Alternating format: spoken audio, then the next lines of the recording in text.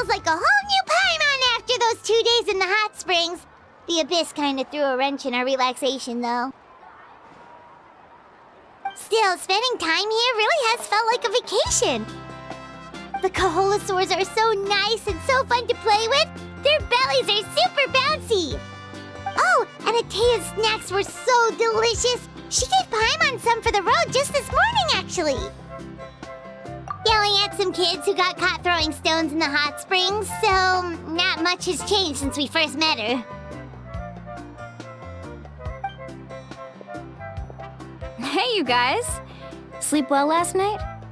Yep, this area is so nice. Glad you like it. I was thinking of taking you guys out to do some sea fishing. Later tonight, we can eat whatever we catch. Fresh fish is absolutely delicious right off the grill. Hey, Mualani! Yeah? What do you need? The team sent out to fight in the Night Warden Wars has returned. And Kachina? Is she back as well? Kachina fell in battle. But don't worry, the team was victorious, so the Rite of Resurrection will be held in the stadium soon.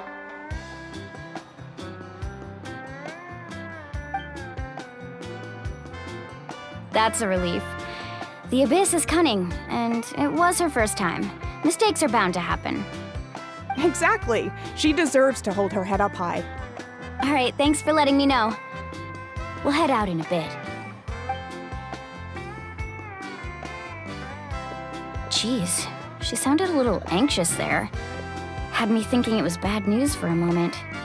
Mualani, you said the Abyss was cunning just now, but it seems like the Abyss just wants to destroy everything. Like, think about all those monsters that attacked your tribe. If there really was some sort of cunning plan, wouldn't it make more sense to send them to attack Kachina and her small team? Not that Paimon wants them to be in any more danger, it's just... Relax, I get it. The Abyss is difficult to understand, that's for sure.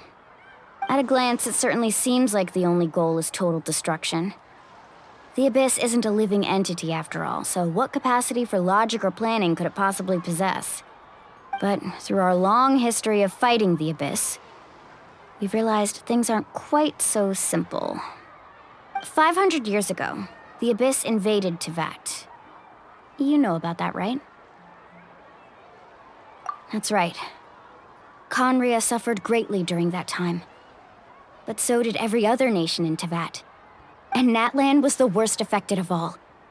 It took the combined efforts of the then Pyro Archon and heroes from every tribe to finally repel the Abyss. Even so, the effects of the invasion lingered for hundreds of years, only able to be reversed little by little. Our tribe's waters were contaminated. The Children of Echo's territory was overrun by dangerous sludge surging from underground. Unrelenting black winds tore across the lands of the Flower Feather clan. It was like each disaster was designed for a specific tribe. Exactly. We once thought that the Abyss's desire for destruction was a sort of primal instinct, but its methods are, in truth, marked by intelligence.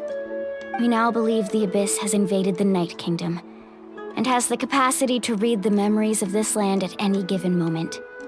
And that's how it became so dangerous and cunning, almost like it knows you inside and out. Yes, and that's why we've been unable to fully eradicate it, even after all this time. Luckily, the problems left behind by the Abyss have been successfully addressed by the various Pyro Archons we've had over the years. Now every tribe is prospering and things are looking up. I mean, just look at what we managed to do a few days ago. We totally fought them off.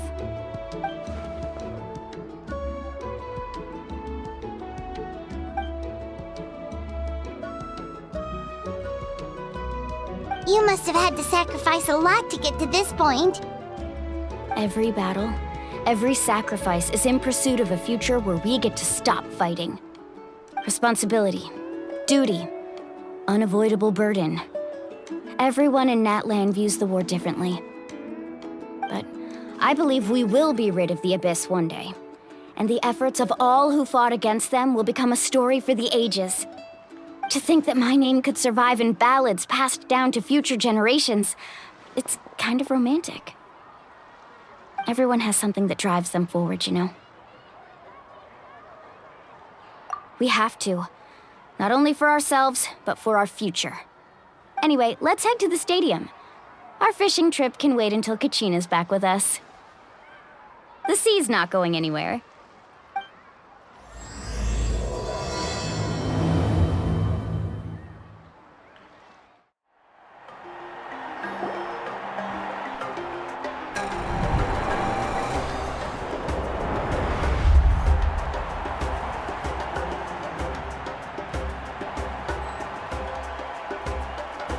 Whoa, this place is packed already!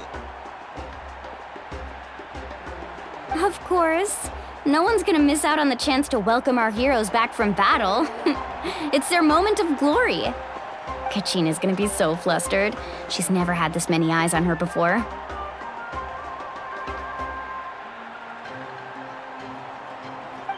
Yeah, she doesn't seem like the kind of person who likes being the center of attention. Looks like I'm just in time. Kenich, you're here! Yeah, a commission ran longer than expected, but I made it. I heard about the incident with your tribe, Mualani. Is everyone all right? Yeah, it's all taken care of.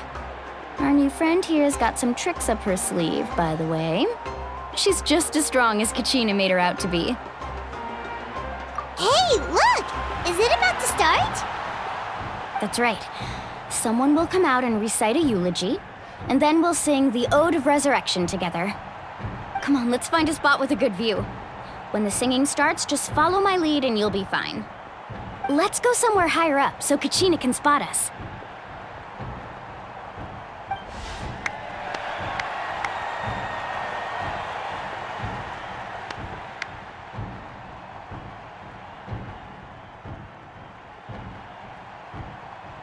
Warriors of Natlan, heed the call of life. We are the inheritors of memory and legend.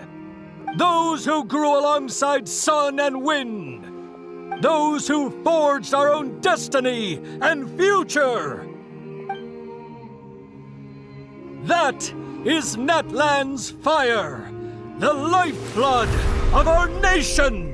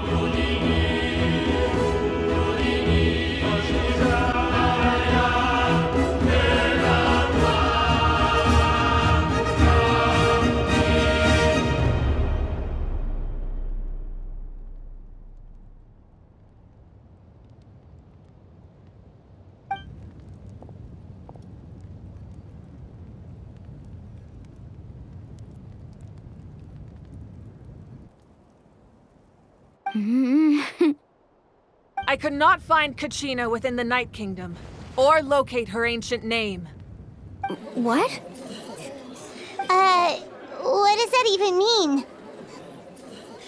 Usually once the ode is complete, the Pyro Archon and resurrected person will emerge from the flames.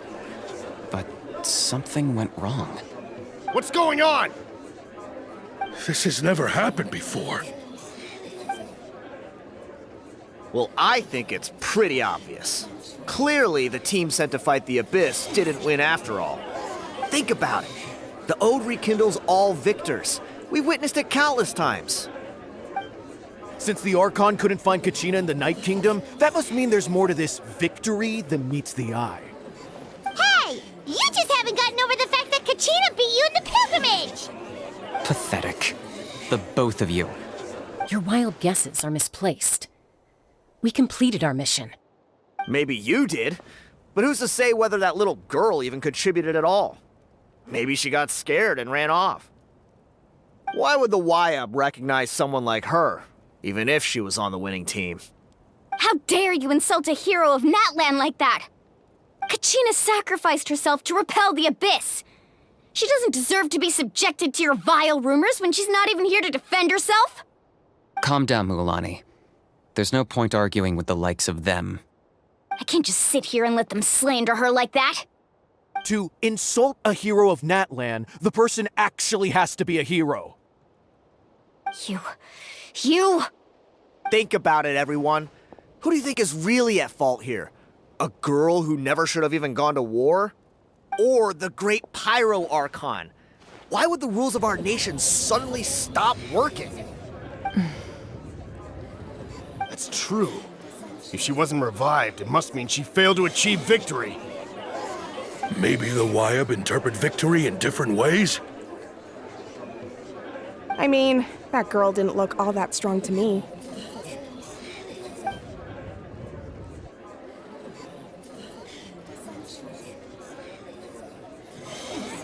Kachina wouldn't have run! That's not like her at all! No, she's been waiting for this moment for too long. No matter how daunting the situation, no matter how scared she might feel, she's always the first person to stand up and face it head on. We don't even know what happened, so don't you dare try to use this as an excuse to vent your anger or slander her reputation. Fine. We'll find out what happens soon enough. Then, we'll see who truly deserves glory. That's enough. There is no doubt about today's victory, or Kachina's part in it. She is a hero worthy of our admiration and celebration. However, the failure of today's ceremony is undeniable. Kachina has not been rekindled, and I offer you all my deepest apologies as I continue to investigate this matter. To prevent further casualties, I have decided to suspend the pilgrimage until this matter is resolved. What? No one is all-knowing. No one is infallible, not even myself. But doubt is a means by which we seek the truth, not a weapon we wield against others. I didn't mean it that way, Archon. If there are things you wish to clarify, then ask me directly. Doubt my answer if you wish. But now's your chance. You have concerns? State them. No, of course not. Even though I have said nothing to change your mind, then it would seem the truth never mattered to you at all. That guy doesn't even have the courage to answer the Pyro Archon's question. So much for all that glory talk earlier. I have a question, Archon. My friend Kachina. Do you have any idea where she is? It's extremely important to me. I know you said you were investigating the situation, but I'm sorry, that's not enough. I've already shared everything I know. If you want to learn the truth and rescue your friends sooner, you should join the investigation. So, what do you say? Of course I'll join. In that case, come see me in the speaker's chamber. We should join them. Oh, and if it's not too much trouble, could you drop by as well, Traveler? I'd like to have a chat. Rest assured, everyone, I'll keep the tribal chiefs informed on the progress of the investigation. Once again, I apologize for the outcome of this ceremony. If there are no further questions, let's part for now. Did she just ask us to come along? I believe she did. Let's go. I'd like to know what's going on myself.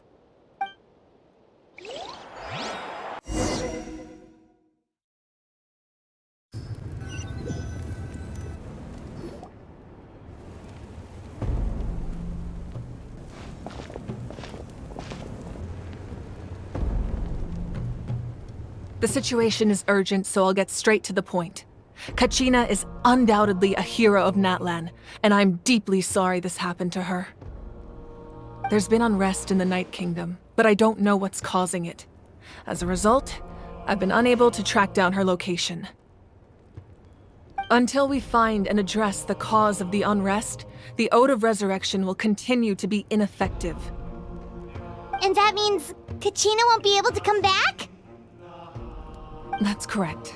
Not until the problem with the Night Kingdom is resolved. How long will that take? It's hard to say. Kachina always dreamed of fighting the Abyss, of doing her part to defend Natlan. She wasn't afraid of death because she knew, if it came down to it, the Pyro Archon would be there to bring her back to life. Whenever we sat down together, exhausted from training, she would always hum the Ode of Resurrection. She was supposed to come back to us. We were supposed to hug her and celebrate with her and share her joy. We supported her every step of the way, but what are we supposed to do now? Sit peacefully and wait for her return? Lose ourselves in grief over her death? Tell me, are we her friends or her murderers? That's not fair, Mualani. It's all right. I understand your rage and your grief. Kachina's life means a great deal to me, Mualani. Believe me, I want to bring her back as soon as possible. I would give you that peace of mind if I could. But please, hear what I have to say so I can at least give you a broader picture of the issue we are now facing. Considering the recent attack on your tribe, I believe the Abyss has found a new means of undermining the rules of our nation. You mean? The Sacred Flame. The foundation of our resistance against the Abyss. If we continue to hold the pilgrimage and send teams to fight the Abyss, there will likely be more casualties. But if we stop altogether, the Sacred Flame will only grow weaker. The Abyss will scale up their attacks, and the tragedy we saw with the people of the Springs will only be the first of many. If we compare the two choices, the former seems to be the lesser of two evils. Sorry, I know that may sound harsh, but I bear the name Malipo. Weighing the costs is my duty. The raw truth can be cruel. But we need to understand it if we want to approach this rationally. But what would you say, Mualani? This is personal for you. And unlike Kanich, I dare say it's not a simple case of weighing up which course of action is less painful, is it? No. I can't choose between them, and I don't want to. Saying that one is preferable over the other is disrespectful to the people who suffered. You're saying it doesn't matter whether I suspend the pilgrimage. The consequences will be equally painful. Yes. What happened to Kachina breaks my heart. But I couldn't bring myself to sacrifice other people for her sake. And that is the crux of the problem. It's not simply a matter of choosing the lesser of two evils. Either way, there will be people who suffer. And the end result will be the same. Belief in the pilgrimage will waver. Once doubt has crept in, the people will no longer unite in battle against the Abyss. And that is exactly what the Abyss wants. Their ultimate goal isn't to break the rules that make the Ode of Resurrection work. It's to destroy the people's faith in them. To prevent what happened to Kachina from happening to anyone else, we need to suspend the pilgrimage. So that is my current plan. And in the meantime, I've made efforts to strengthen each tribe's defenses. Then, we have to find another way of strengthening the Sacred Flame to keep the Abyss at bay. This won't be easy. I'll need time to figure out the best approach. I understand your anger, Mualani, but I hope that provided some clarity at least. Wow. Paimon thought things were gonna get heated for a second, but the Pyro Archon took the time to explain everything so patiently. I owe you an apology, Archon. I let myself get carried away earlier, and I'm sorry. You're right. We need to focus on finding solutions. We could always hold the pilgrimage without sending a team to fight in the Night Warden Wars. That way, we would still be able to fuel the sacred flame. I've considered that, but the two events have nearly always been linked. Without the chance to fight the Abyss, pilgrimage rankings lose their prestige, and competitor numbers will drop. With fewer participants, the amount of contending fire produced will decrease, and the vicious cycle will continue indefinitely. So, essentially, the Abyss has taken Kachina hostage. You've learned about the concept of ley lines during your travels, yes? The Night Kingdom is something similar. Staying there for a short period of time shouldn't have an effect on the person. But with the Abyss in the picture, it's a different story. Your sense of self will be devoured until eventually you become one with the sea of souls. Imagine pouring a cup of water into a rushing river. You can try to scoop up another cup, but there's no chance it will be the same water you had before. I won't sugarcoat it. That is the danger Kachina is currently facing. Just like you said, Archon. Both of these problems need to be addressed. You can focus all your efforts on dealing with the Sacred Flame. I will go search for Kachina. The Abyss poses the same threat to you as it does to her. It is very possible you will not return. Knowing that, do you still choose to go? Kachina's waiting for us to rescue her. That's all that matters. I failed to protect her during our campaign, but I can make it up to her now. I choose to go as well. Traveler? What do you think?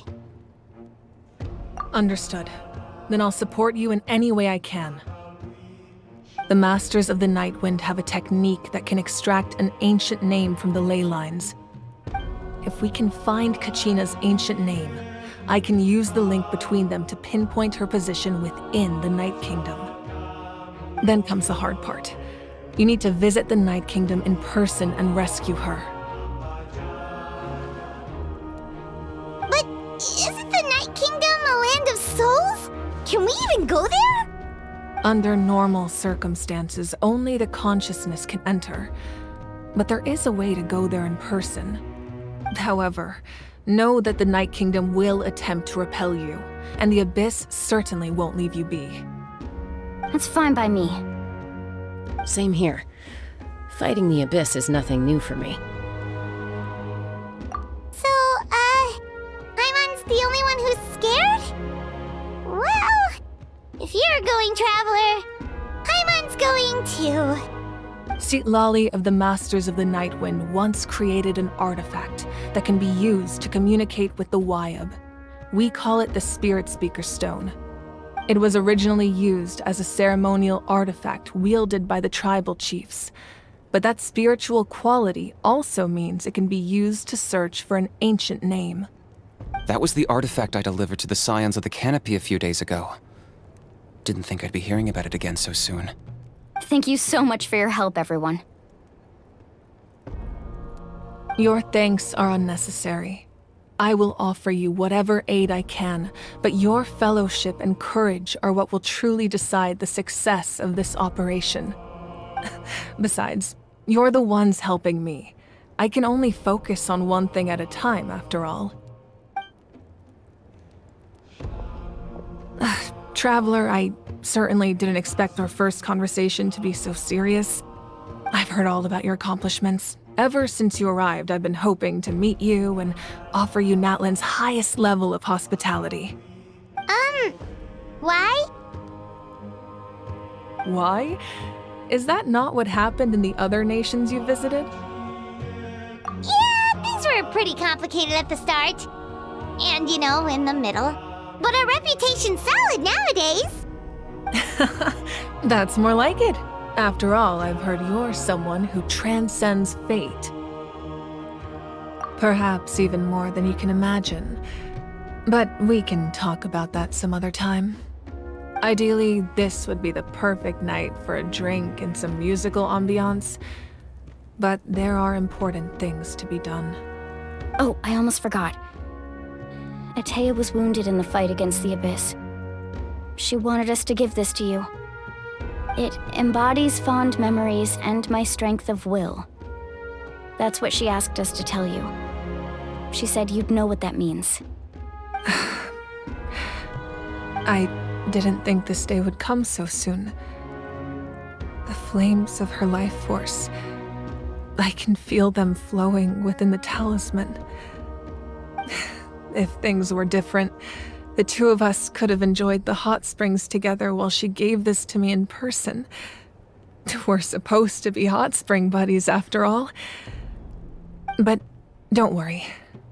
This talisman means a great deal to me. I'll take good care of it, and once this is all over, I'll pay Atea a visit.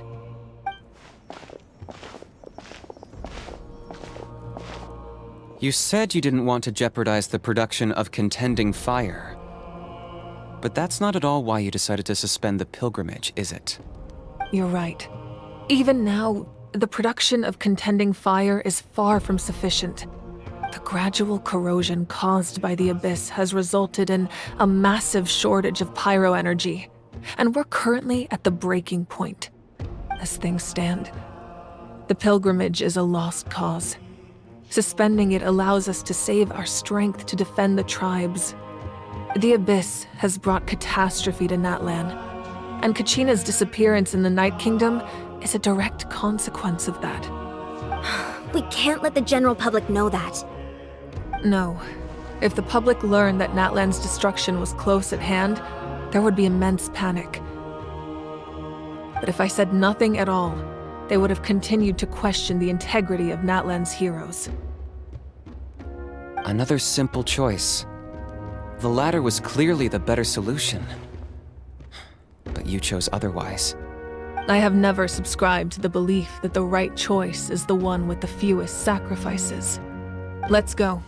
There's still a way for the sacred flame to last a little longer. You mean? Yes. Come with me.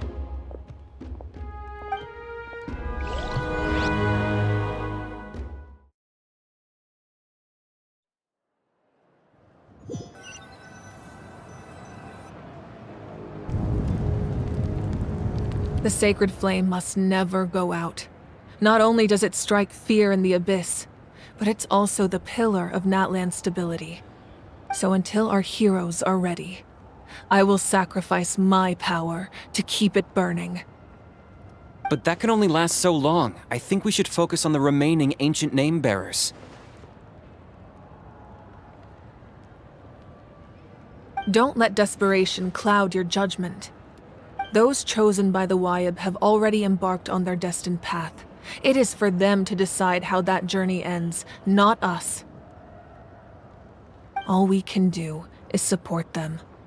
Even so, for you to make this sacrifice, it's not right. If not me, then who? No other is capable of sustaining the sacred flame. I possess great strength, but I'm not above my people. This is part of my duty.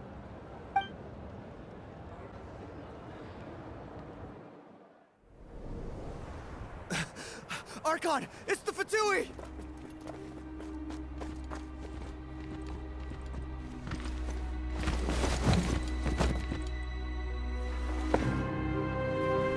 The Archon of Natlan. A force to be reckoned with. The secret of the ley lines is no secret to me. Long have they been destined for ruin. And since the oath made 5 centuries ago remains unfulfilled, what use is the Gnosis in your hands? I don't know what you mean. But it sounds like this is about more than the Tsaritsa. In times of crisis, someone must pick up the mantle of salvation. Your plan has reached an impasse, and now it falls to me to create new rules for Natlan. But before the dawn of a new age, the old must be destroyed.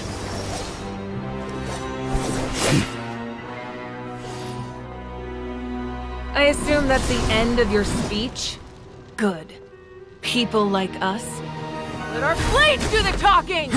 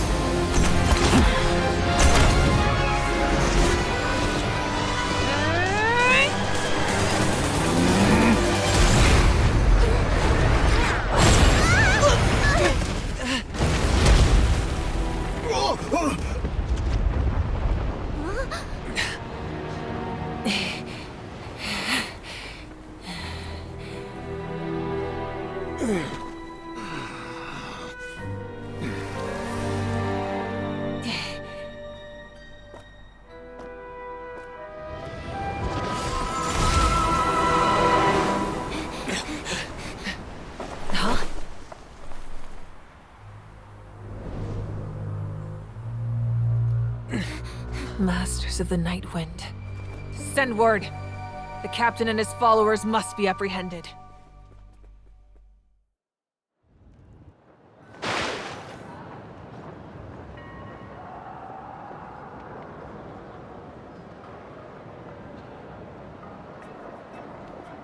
Are you all right, Archon?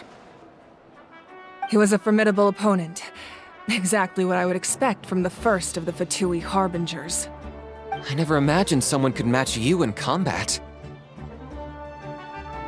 If the Tsaritsa sent him here, why would he bring up what happened 5 centuries ago? Yeah. And how much does he know about Natlan? The Harbingers are all driven by their own personal goals. The only purpose that unites them is collecting the Gnosis. But I'm sure the captain has his own reasons for being here as well. Whatever his motive, we should shift our focus to the Fatui. If they attack again, and we're not prepared, we're done for. No, we're running out of time. The wound I inflicted should hold him back and weaken him for the time being. Besides, I'm sure you noticed, the power that came to his rescue just now came from the Masters of the Nightwind. In other words, there are traitors among us. Not necessarily. This could prove to be a very valuable turn of events. When we exchanged final blows, I sensed an unusual presence within him. I'll need to investigate further. Kanich, go to the Masters of the Nightwind and look into who could have aided the captain. Speak to Sitlali. She should know. Of course, I'll head out right now. Do you still intend to... Yes, but fear not.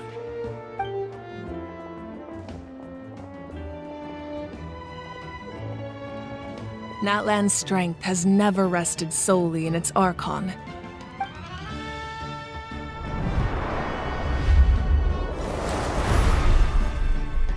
Together we foresaw the only path that leads to our nation's future.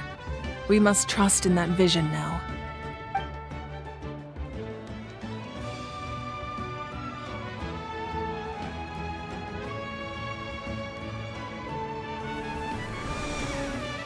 Is everything okay, Archon?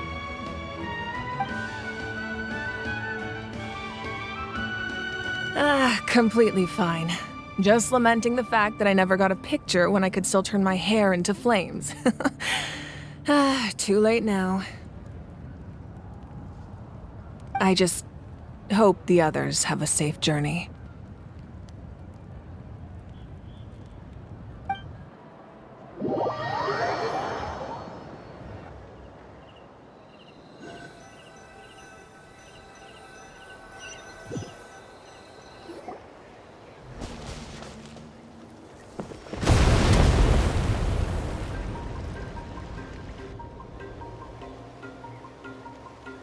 What's happening at the stadium? Did something explode? It feels like the Archon unleashed her power. She must be fighting a formidable opponent. Should we go back and check what's going on? Have faith in the Archon. She wouldn't lose in a one-on-one confrontation. Once we find Kachina's ancient name, we'll head right back. Okay, let's just keep climbing. Emon really hopes nothing goes wrong.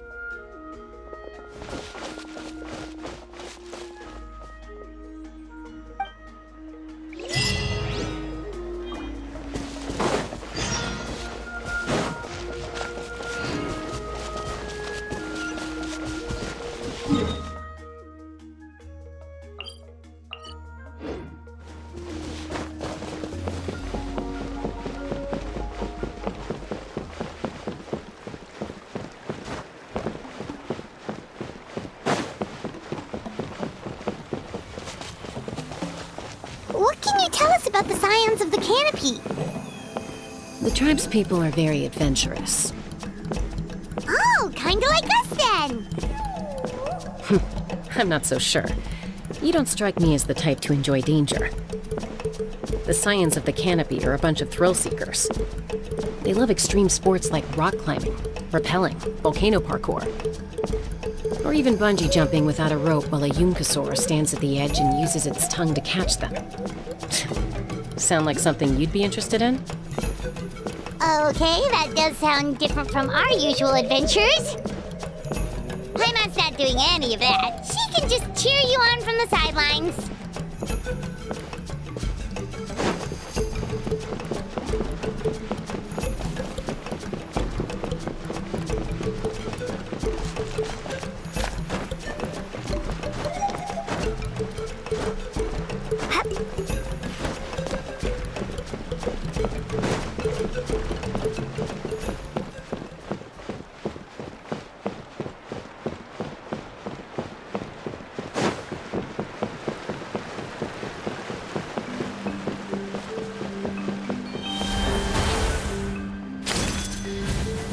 That's Waina, the tribal chief.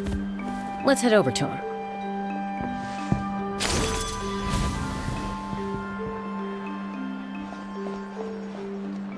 Chaska. Nice to see you again, Waina.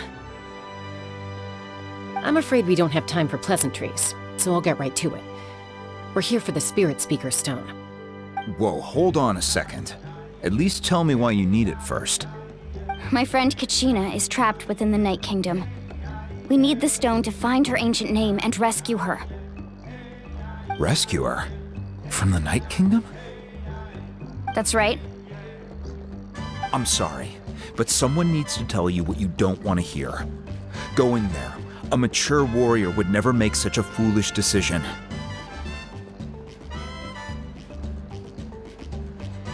The nature of battle is unpredictable.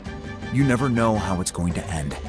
Losing a friend is tragic, but when that happens, the best thing you can do is focus on how to prevent further casualties. I appreciate what you're trying to say, Chief Waina. But if the price of maturity is abandoning a friend in need, I'll choose foolishness any day. If Kachina's still holding on, then so will I. I thought you might say that. Is something wrong, Waina? This doesn't seem like you. Life isn't complete without taking risks. That's always been your mantra. It's nothing. The Night Kingdom is a dangerous place. Can't blame me for checking if you were up to the task. If you're that determined, far be it from me to stop you. Here's the stone. Keep it safe, okay? It's not like we have a spare. Thank you. Huh. Seems like you two go way back. But aren't you from the Flower Feather Clan, Chaska? Oh, Chaska's a peacekeeper, so she's famous throughout the tribes. She's always the one people call to resolve conflicts, so we slowly got to know each other that way. Her younger sister Quichi's always hanging around our tribe, too. She's helped us out a lot in the past. Oh, you have a younger sister? Yes, I'll introduce you to her sometime. But let's get back to business. Waina, how do we use the stone? As you probably know, your intended destination is completely different from the real world. The Night Kingdom is like a river flowing with concepts, and the ancient name you seek is like a tiny fish swimming downstream. In that sense, the stone is like a fishing boat drifting down the river, but the boat alone isn't enough. You need a fisherman experienced enough to steer it in the right direction. We couldn't do that ourselves? With a little practice, I'm sure you could. You have the strength and the talent. If you want to make sure this works, though, I could recommend someone to you. Who? Vichama, a legendary warrior and scout from our tribe. He's got a keen eye and a well-honed intuition. Even his ancient name means to seek. If you're fishing for a name, you're gonna want him on the boat. Vичама? Why does that name sound familiar? He's one of Auntie Atea's hot spring buddies. I've heard stories about him. Where can we find him?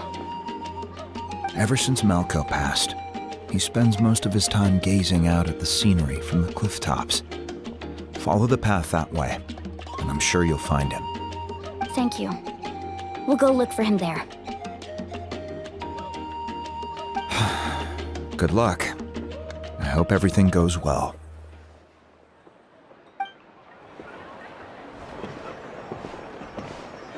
Someone admiring the scenery from the cliff tops. Ah! That must be him! Hello there, are you Vichama? That's me. Did you need something?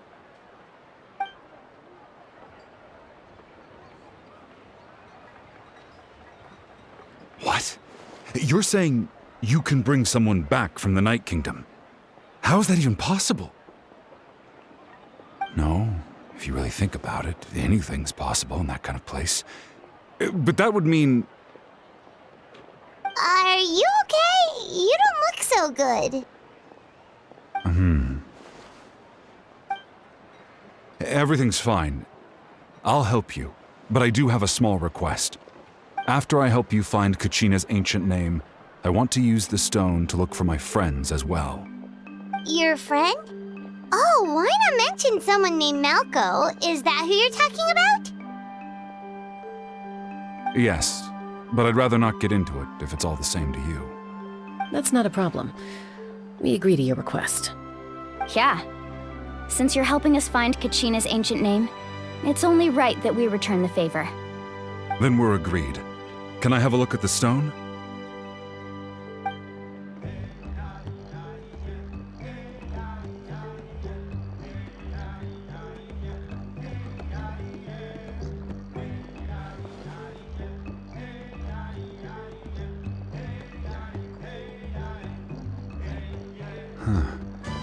I see. From what I can tell, it functions almost like an abyssal pylon. Both connect the Night Kingdom to the living world. Once the connection is established, the abyss will come surging through the opening like a predator honing in on the scent of blood. So we have to be sure not to use it in a tribal settlement. Wow, you got all that just from looking at it? I just picked up on the basics, really. I still have no idea why it works. You said someone named Lali invented this. They must be a genius. I'll go find an open area and start setting things up. In the meantime, I need you to get 2 things for me. We'll go right away. What do you need? First, I'll need some hook ropes. Pretty much every store around here carries them, so no need to go anywhere special. Oh, and I need to build a net out of them, so make sure you get a good amount. Wait, are you saying you're going to use a real net to catch Kachina's ancient name? How does that work when one's tangible and one's not? By creating something tangible in our world, like a net, we can create a connection to a corresponding concept in the Night Kingdom. Basically, I'm going to use the concept of a net to catch something equally intangible, an ancient name. Oh, I see. What about the second thing you needed? Right. I need two chunks of obsidian. Once we bring the ancient names into our world, we'll need a place to store them. Normally, you can only get obsidian from the Children of Echoes, but I heard there's a traveling merchant from that tribe around here somewhere, so maybe you can try your luck there. Gotcha! All right, let's split up. See that clearing? Let's meet over there when you're done. Oh, and you can send someone with me if you want. In case you're worried I might take the stone for myself. What do you think, Chaska? There's no need. Lena spoke highly of you. That means you're trustworthy. I appreciate it, even though that doesn't mean much to me anymore. Anyway, it'll take some time to set everything up, so no need to rush. I'll see you in a bit.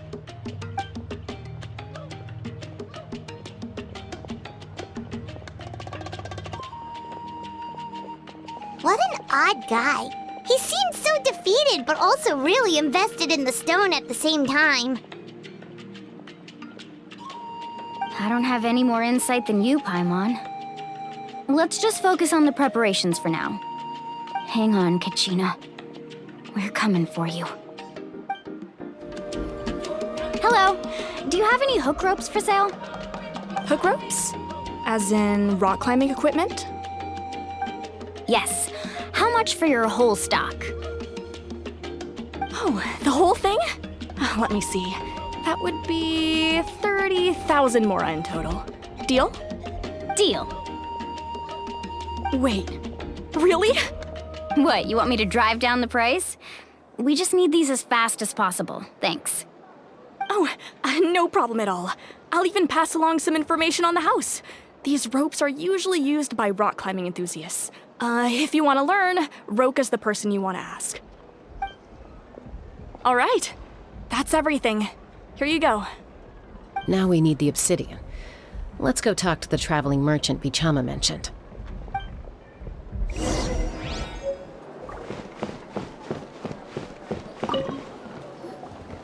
Excuse me, do you sell obsidian? Why, yes. I've got a chunk for sale right over there. Perfect. Is that the only one, though? We actually need two. That might be tough. Tell you what, I'll take a look through these boxes over here and we'll see what we can find. Thank you so much. We'll wait here.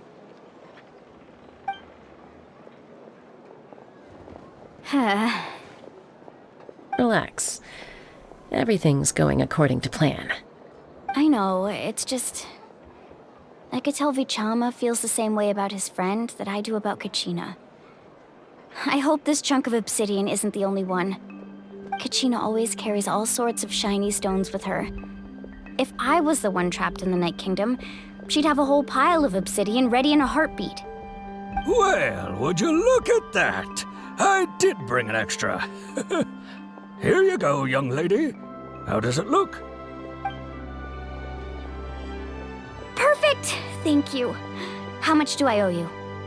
If you hadn't shown up, these stones would have just sat here collecting dust. I'll take 3,000 mora for both. Here you go. By the way, I heard you mention Vичама just now. You running an errand for him, then? How's he doing? Malco's been gone for 5 years now. It's about time he started to move forward. Do you know what happened between them?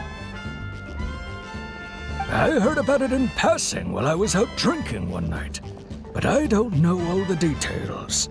Vичама and Malco grew up together, and even made a name for themselves together. Malko was an amazing fighter, capable of knocking out multiple opponents in a single hit, while Vichama excelled at scouting and analyzing the battlefield. The two made an excellent team, and managed to beat back the Abyss several times. 5 years ago, they both emerged triumphant in the pilgrimage, and were placed on the same team to fight the Abyss.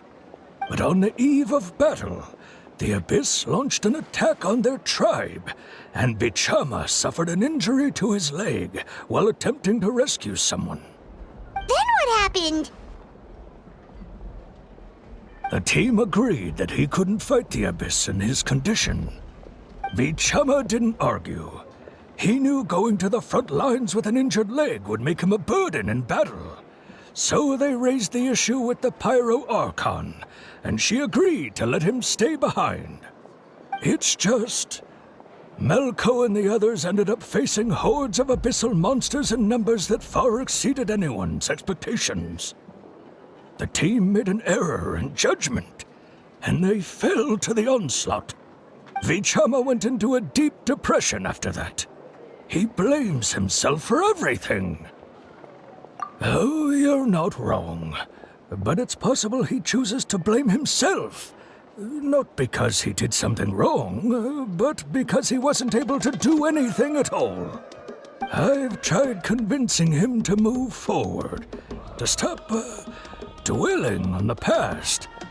But the shadow of Malko's death hangs over him still. The Abyss has caused so much suffering, and some wounds never heal. I wish there was something he could do to make himself feel better. But... anyway, that's the gist of it. Maybe you could help him talk things through sometime.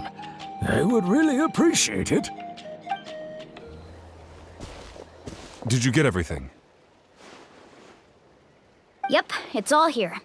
When do we start? I've made all the necessary adjustments, so we're good to go. As agreed, I'll help you find Kachina's ancient name, and then you return the favor. Go ahead. Yes. After Malko fell, I scoured the battlefield to see what happened. It turned out he wasn't bested by some impossibly powerful foe. He was dragged to his grave by the sheer number of enemies. If I had been there, I would have been able to sense the danger. I could have warned them not to advance. I've always blamed myself for what happened. But when you told me about Kachina, I realized there's a chance Malko might also be alive, fighting for survival in the Night Kingdom. But that happened several years ago, right? The Pyro Archon said all life within the Night Kingdom eventually becomes one with the Sea of Souls. There might not be much hope, but I still have to try. Malko and I promised each other, even if we never managed to root out the Abyss for good, we would fight together until the end. All right, let's get to it. I'll start searching for the conceptualized version of Kachina's ancient name. If you see any fragments scattered around the area, please collect them.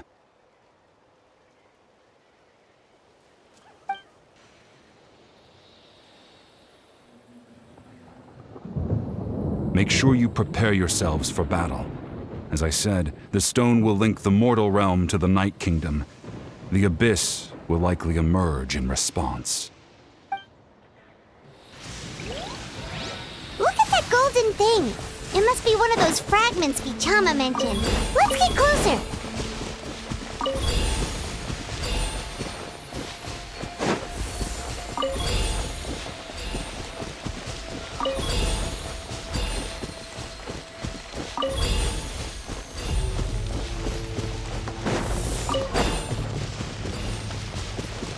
Whoa, monsters incoming! Watch out, everyone!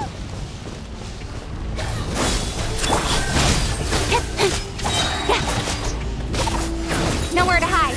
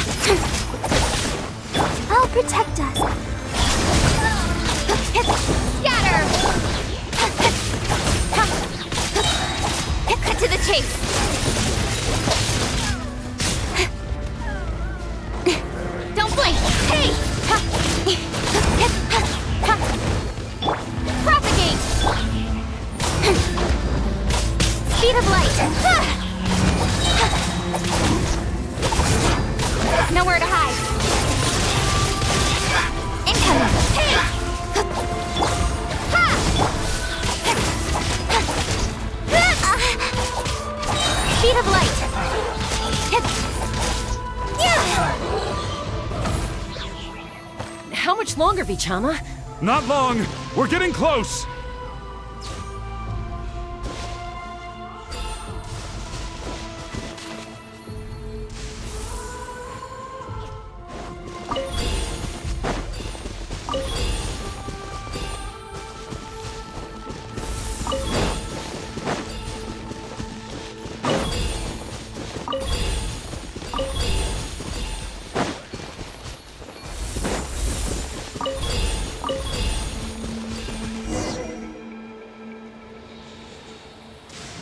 Witchama!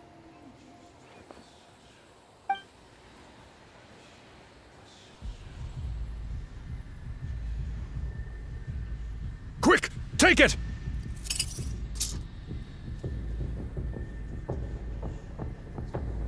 I found Kachina's ancient name. Hang in there, Malko. Just a little longer.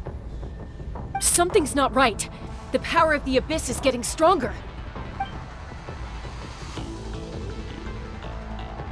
The Abyss is corroding his body! Vichama, you can't keep going, you'll die! I should have died 5 years ago. I just need a little more time. Please, I'm almost there.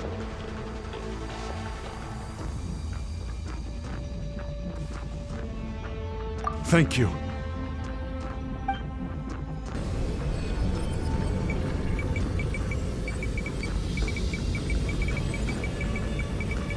Whoa, watch out! The power of the Abyss is strong.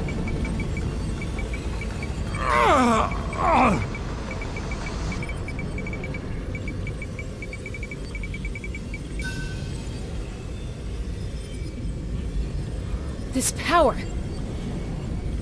Hanging in there? Malko. No! Why can't I find him? Why? We can't wait any longer. Pull him away from the stone, Mualani.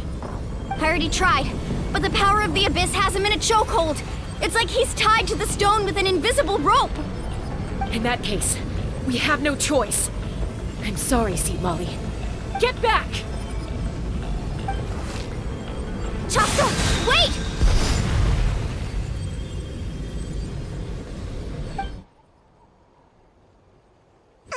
Ouch! What happened just now? It looked like the spirit speaker's stone was... The stone's power was spiraling out of control. The only way to stop it was to destroy it. You were all caught in the shockwave of the explosion. You might feel dizzy for a while, but that's normal. Give us a heads up next time, will you? You're lucky we managed to dodge it in time. I thought I said to get back. Yeah, barely a second before you made it go poof. Not everyone has your reflexes, Chaska. We were this close to getting dragged into the explosion. Okay, I'll be more careful next time. At least Kachina's ancient name is still in one piece. Wait, where's Vichama? Vichama! Witchama! I couldn't find Malko's ancient name. It must be completely gone by now. Once your ancient name disappears, there's no coming back. From the very beginning, I knew there was a slim chance, but still. And now... it's too late to save him. From the minute he left that day, it was already too late. Vichama. I'm sure he's heard enough condolences over the years. Let's just give him some space. Huh? What's that in your hands, Vichama? It looks like something's glowing. Huh? This is...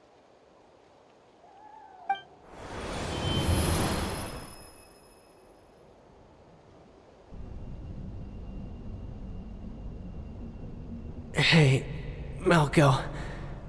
Got any strength left?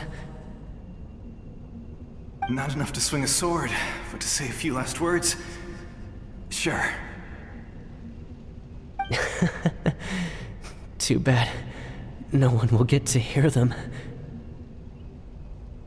I never thought I'd actually die on this mission. Not that I'm afraid to die. It's just... hard. Thinking about My mom's face when she hears the news. Guess I have something to be thankful for then. My parents died a long time ago. They won't have to mourn me.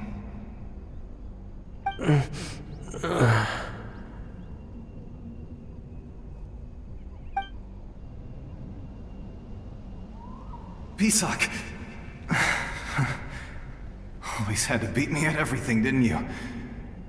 Right to the end, you were never one for goodbyes. Maybe you're right. Maybe no one will get to hear our last words.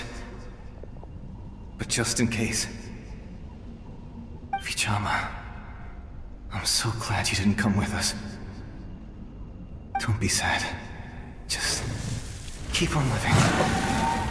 For the both of us.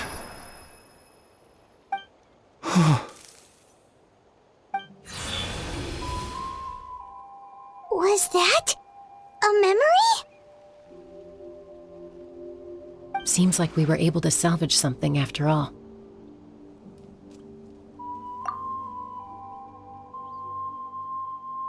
Of course. Seeing him, hearing his voice again, it makes me unbelievably happy. But it also brings with it an even deeper pain. A deeper pain? Why? Malco was always the type to put on a brave face. But in that memory just now, his hands were shaking, and his smile was forced. For all these years, I regretted not being able to fight alongside him to the end. And now I know, at the end of his life, he was thinking the same thing. Vichama. I'm fine. Actually, I heard Chief Wyna wasn't really on board with your plan to go to the Night Kingdom. When you asked for my help, I hesitated too. I knew helping you find your friend's ancient name meant leading you one step closer to danger. But I also understood why you had to try. Everyone has regrets in life, but not everyone gets the chance to make up for them. Once allowed to fester, guilt strips us of our most valuable qualities as warriors. In that sense, we might as well choose the braver path from the very beginning. If I could do it all over again, I would have followed Malco to the front lines no matter what. Even with an injured leg, there were still things I could have done. That way, even if the outcome stayed the same, I still would have fought alongside him to the end. There are critical junctures in life, and if you don't seize the chance to act, there's no going back. That's something I had to learn in hindsight, but you're still at the crossroads of your journey, so I hope you can walk away without regrets. Thank you, Vichama. I feel even more determined now. Kachina will come back to us. I'll make sure of it. I promised I would find her, and I intend to keep that promise. That's good to hear. Strange. My body, it's... Once abyssal corrosion enters the body, a portion will fuse itself to your internal organs. Even though the Traveler possesses powers of purification, the corrosion can never be fully eradicated.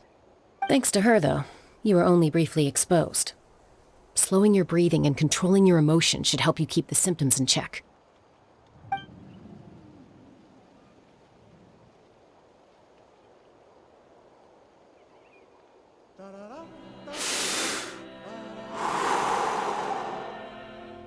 Huh.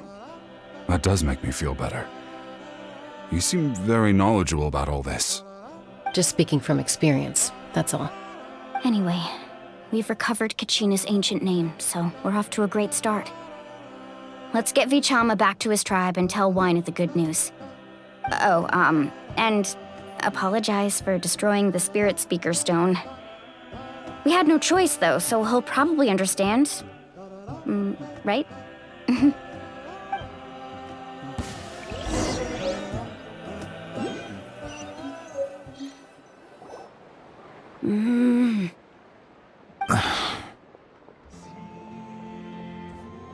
Koichi, are you really gonna just stand there like that?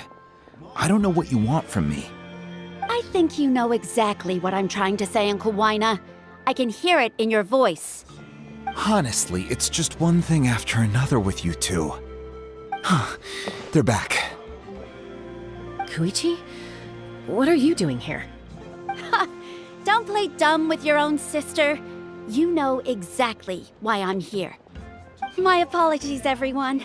I just need to borrow Chaska for a few minutes. You come with me.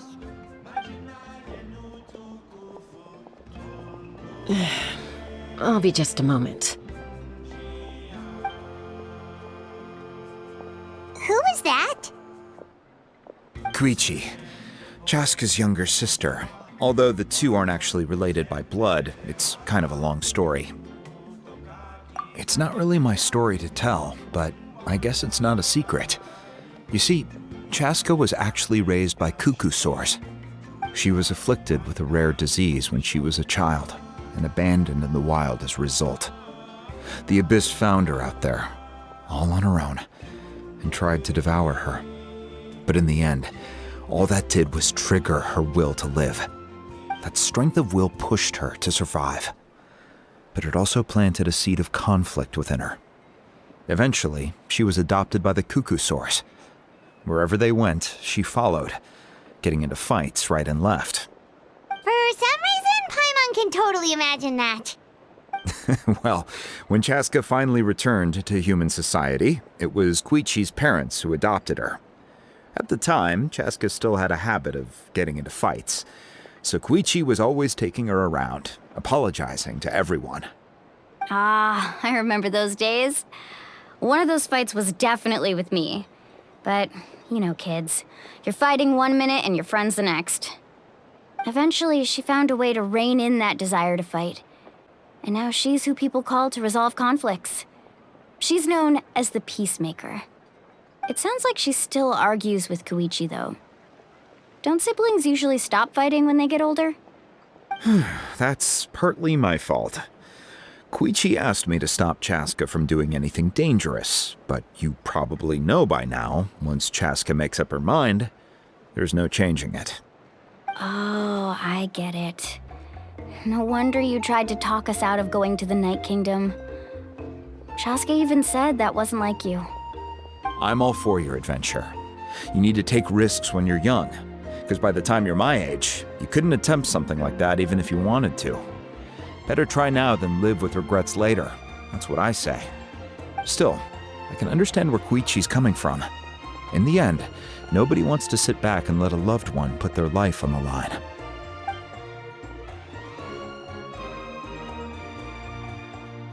All right, it's just the two of us now. You have 1 minute to explain yourself. I don't have anything to say. You don't have to approve, but you should know I only do what's necessary. That attitude is exactly the problem. It's like you don't care. You try to sneak off to the Night Kingdom behind my back and then play it down as if it's just a trip abroad. Well, technically I am going abroad, right? Again with the excuses! We agreed, didn't we? There are 4 levels of danger. If it's not something urgent, you can only engage in level 2 danger and below. You can only go up to level 3 if a situation is so dire there's absolutely no alternative. But a trip to the Night Kingdom? If that's not a level 4, I don't know what is. And you were just going to sneak into the place without saying anything. What do you mean, sneak into the place? I always planned on walking in there with my head held high. You bought off Uncle Wina, didn't you? He promised me he'd stop you from doing anything dangerous. Oh, it's like he didn't even try. You feel like he went back on his word. What if I told you my mind was made up, and there was nothing he could have done? Not even by force. Oh, I knew it! So he did try to say something, but you didn't listen. This is important. If you were in my shoes, you'd make the same decision. You don't know that? I'm a doctor, and I handle logistics. If you're going to waltz into a dangerous situation where you could lose control at any moment, it's my duty to say something. All right, whatever. Anything else? What do you mean, anything else? Why don't you reflect on what you've done and promise me you'll stay put? Time out. Is this one of our normal arguments or a serious one? Chaska, does it sound like I'm joking? Then... you need to know something. What happened to Kachina was partially my fault. I can't leave her there to die. That's not who I am. But the person you become when you lose control, that's also not who you are. That's a different issue. You said it yourself. A person is only as good as their morals. If I want to live in Natlan, I need to display qualities that make me worthy of this nation. I've also told you that managing your condition is equally important. Sometimes you have to make sacrifices. All right, let's stop this here. If we keep going, I might actually have to get serious. And I think Wyna prefers his roof attached to his house. Is that a threat? That sounds like a threat to me. Koichi!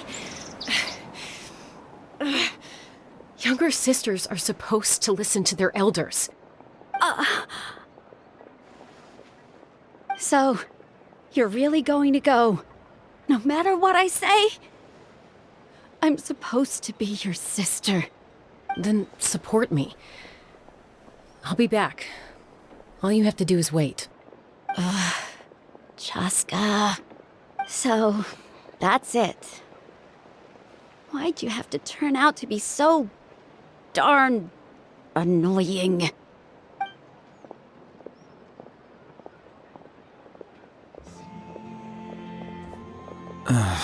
You two are something else. Something you wanted to say? I know you aren't related by blood, but you two sure are similar. Really?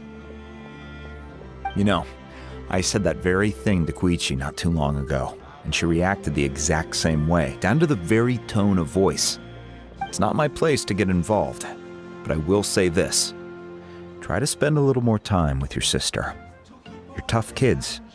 That doesn't mean you have to go it alone. Thank you. Anytime. All right. If you're done with the Spirit Speaker Stone, you might as well hand it over. According to Kinich, it's an important ceremonial artifact, so it'd be safer to keep it with me. About that. If only Tone Deaf Bard was here, he could have repaired it just like the Holy Liar. It might be in a few more pieces than you remember. Huh?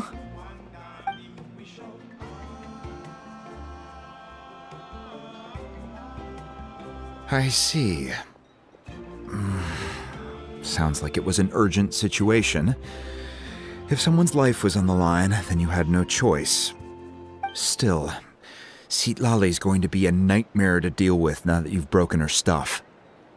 I'll explain everything to her later. Stay safe out there in the Night Kingdom, okay? I'll wait here for your safe return.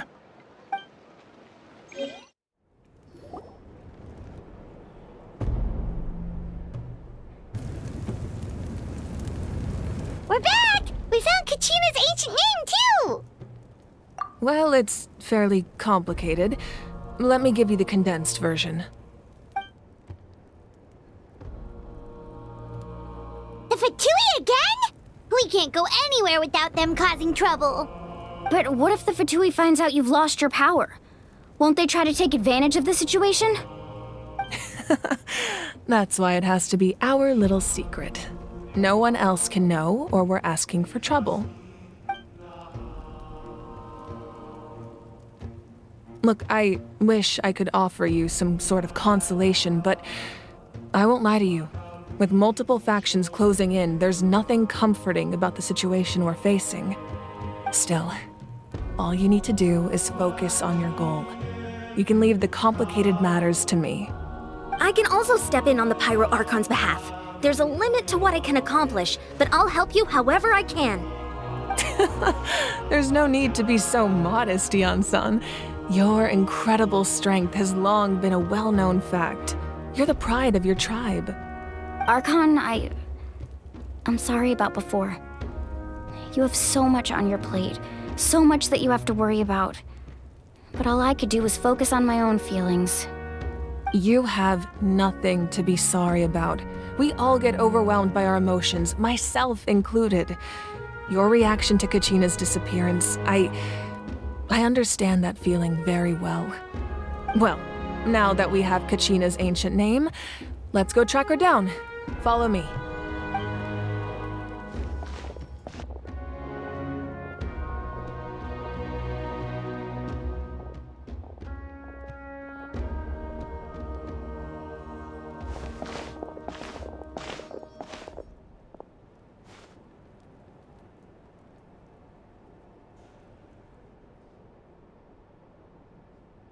What is this place? Hey, isn't that Atea's talisman? Good eye.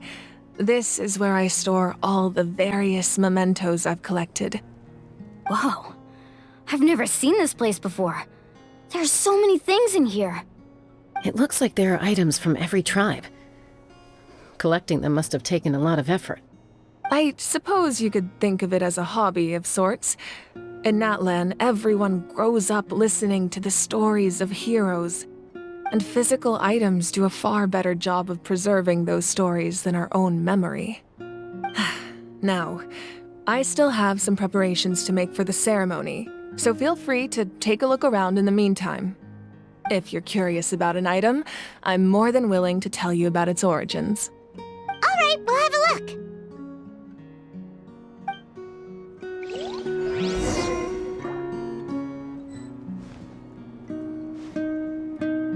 This flower looks like it's thriving.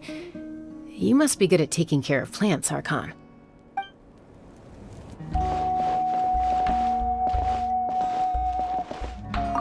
This fishing basket looks familiar.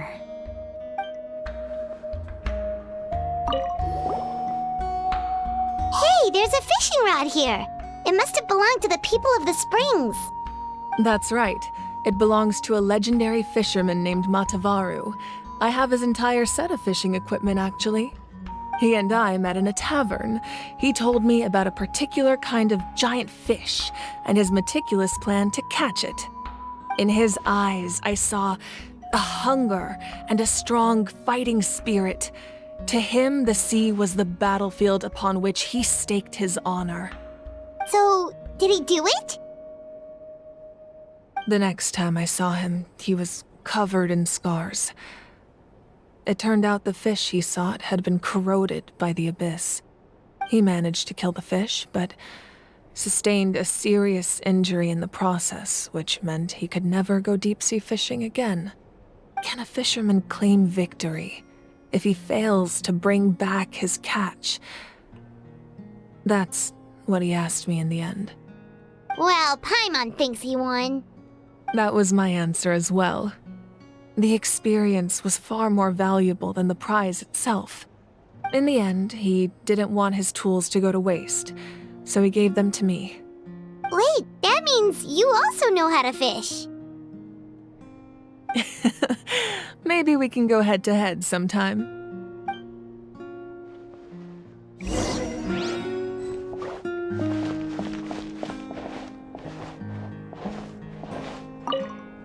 Make sure to handle everything with care. This cup, for example, it's heavier than it looks.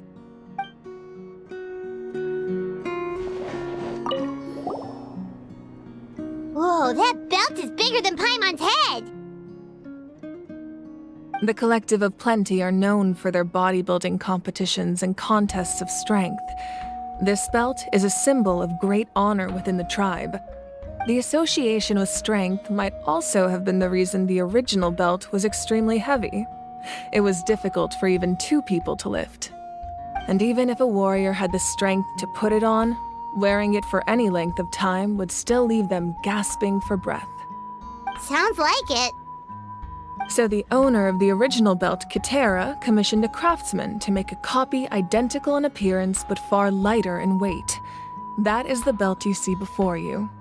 He would often wear this version when training in order to protect his waist. Or he made a lighter version so he could wear it all the time and show it off.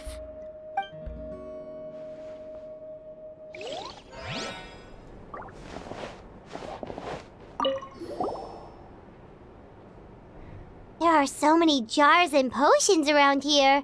Do they have anything to do with alchemy? No, those belong to the Masters of the Nightwind. They're ceremonial tools used to amplify the ability to communicate with the Night Kingdom and the Wyab. Yamaya is an expert in this field, and she taught me a lot. Even though she appears stoic and serious, she actually has a keen sense of humor. The tools you see here are quite traditional. Her students found them outdated, so she passed them on to me. The contents of the jars aren't all that special. Oh, except the big jar in the middle. That's what she really wanted to give me. Ooh, must be something really cool. What's inside? Grape juice. Huh? It's quite tasty, although probably expired by now.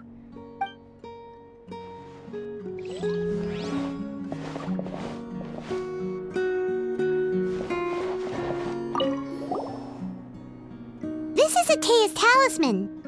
I'm sure you're familiar with this one already. Atea was rarely ever without it. The talisman brought her a lot of luck in battle.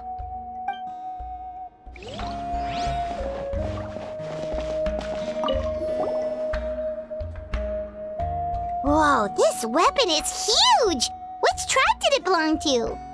Ah, that weapon belonged to Tenoch, a hero from 500 years ago.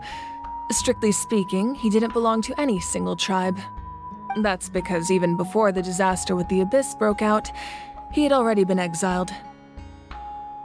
Exiled?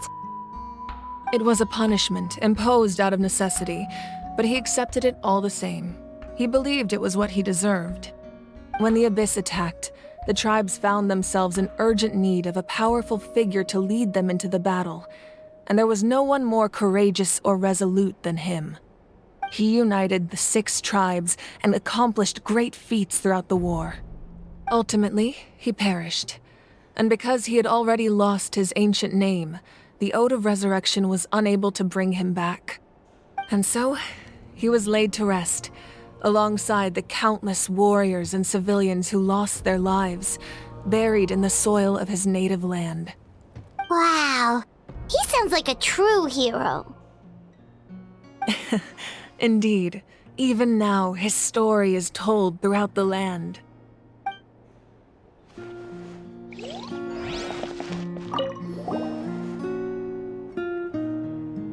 The powder still needs some time to settle, so let's wait a little longer. Well, what do you think of my collection? Do you feel like you have a better understanding of Natlan's culture now? Yeah! If each item represents a different story, seems like Natlan's really been through a lot. Does every item hold a special memory, just like Atea's talisman? That's right. The items in my collection actually serve a similar purpose to the ancient names passed down among the tribes. They demonstrate the true shape of time. The shape of time? Most people perceive time as a linear concept, almost like a straight line that can only move forward. We cannot change the past or predict the future. But there's also a different theory, one that I believe to be closer to the truth.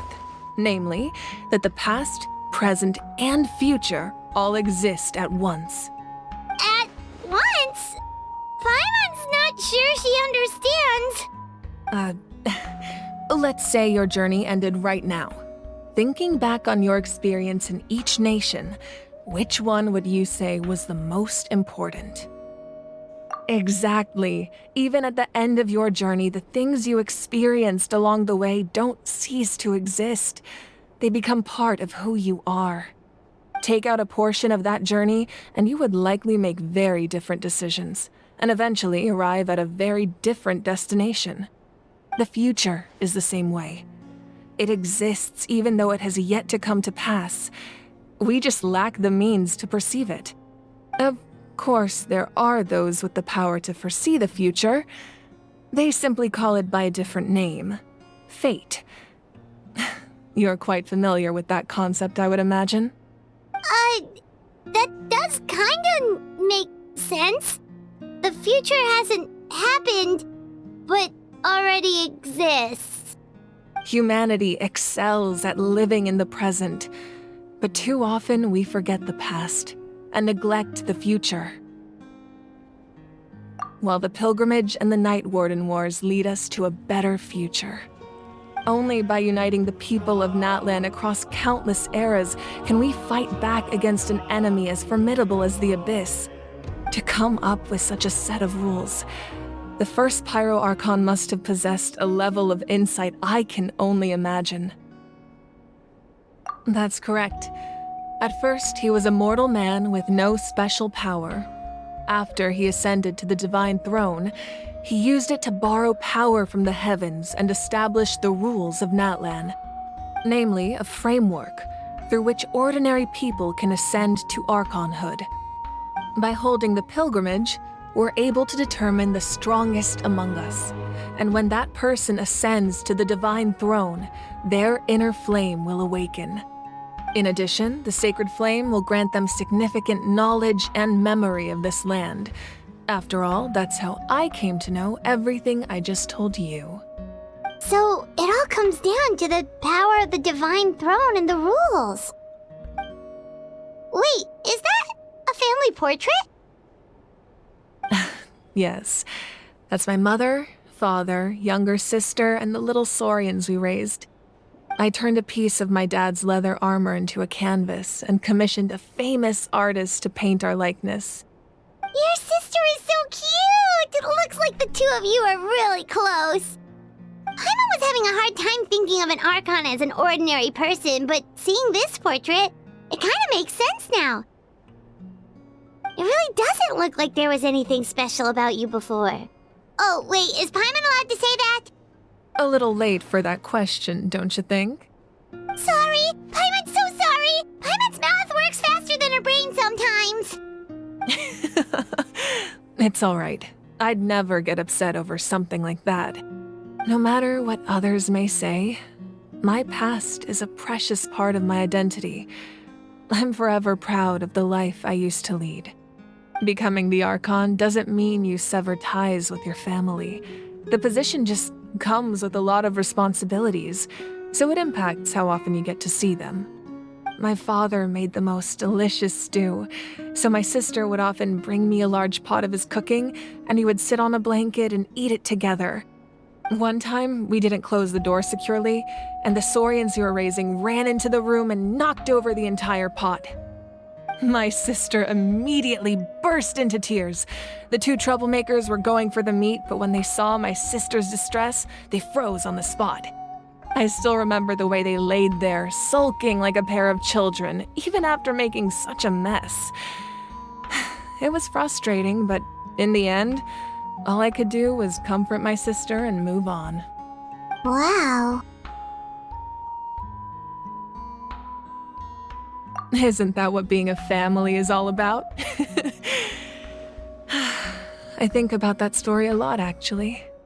As the Archon, I made a vow to defend this nation, and experiences like that, they remind me exactly what I'm trying to protect. Well, what happened after that? This portrait looks pretty old. Your sister must be all grown up by now, right? I believe she ended up working as an architect and artist. She built many houses and crafted many beautiful works of art. Anyway, that's enough about me. Now that the powder is settled, we can begin. Ian-san, Mulani, Chaska, over here, please. Place the ancient name up there, and then we'll begin.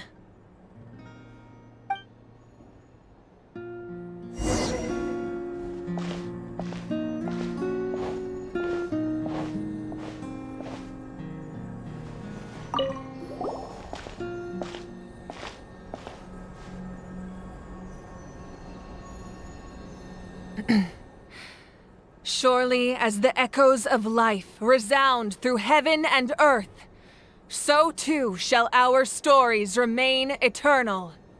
Ancient name, take us to your fated bearer. Allow her to answer our call.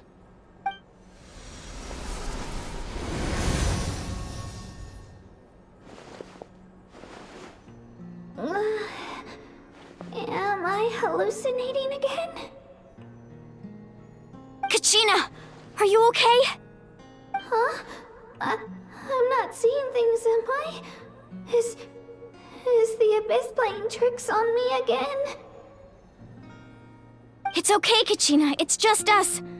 We're trying to find a way to bring you back. Everyone, you have to listen to me.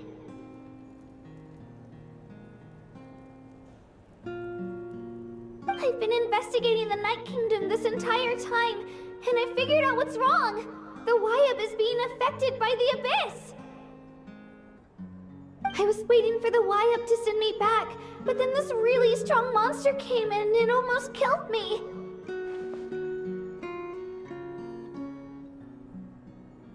The Wyab saved me, even though its power is weakening, so I've been hiding from the monsters while trying to find a way to help. The Night Kingdom has become a huge mess, though. I keep hearing these awful sounds and seeing really horrible things. Don't listen to those sounds, Kachina. The Abyss is trying to strip you of your sanity. All you need to do is stay safe and wait for us. We'll be there shortly.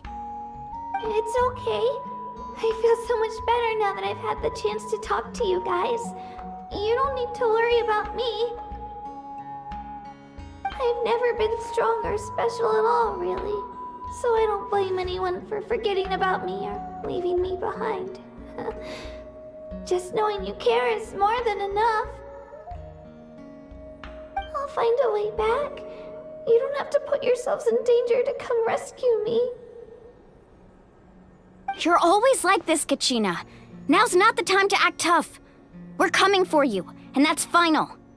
I don't know what lies the Abyss has been feeding you, but I'll tell you something right now. Nobody here sees you as a burden. You're a victor of the Night Warden Wars, a hero of Natlan.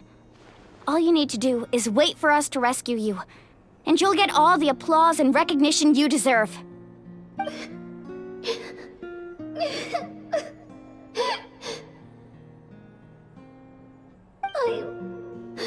I'm really scared. Everything's so dark and creepy here. And I want to go home. Still, I don't want you to put yourselves in danger because of me. I don't want to hold anyone back ever again. All you need to do is place your trust in us, just like you always have. No one fights alone. We're not leaving you behind. Not ever. Yeah, we're so close, we can't call it quits now! Thank you. Be careful. Looks like we've lost contact. Now comes the most dangerous part. You have to traverse the Night Kingdom in your physical form. This entrance to the Night Kingdom was left behind after an abyssal invasion. Even a brief amount of time inside could expose you to corrosion. I know. I'm prepared for that possibility. All right, then I wish you all the best. I'll tell Koichi to be ready just in case. She's very experienced in dealing with abyssal corruption. That face you just made. Don't tell me you two got into another argument. No, I just feel bad for creating more work for her. I'll go with them too, Archon. The more people, the stronger the party. Thank you so much for your help, everyone. It really means a lot that you're willing to brave these dangers with me. And there's no time to lose, so let's get going. Now that I've lost my power, I won't be able to provide much practical support. But I can still keep an eye on the situation from here. Eon-san, I know it's unlikely, but if you encounter a situation you can't handle... That won't happen. I hope not.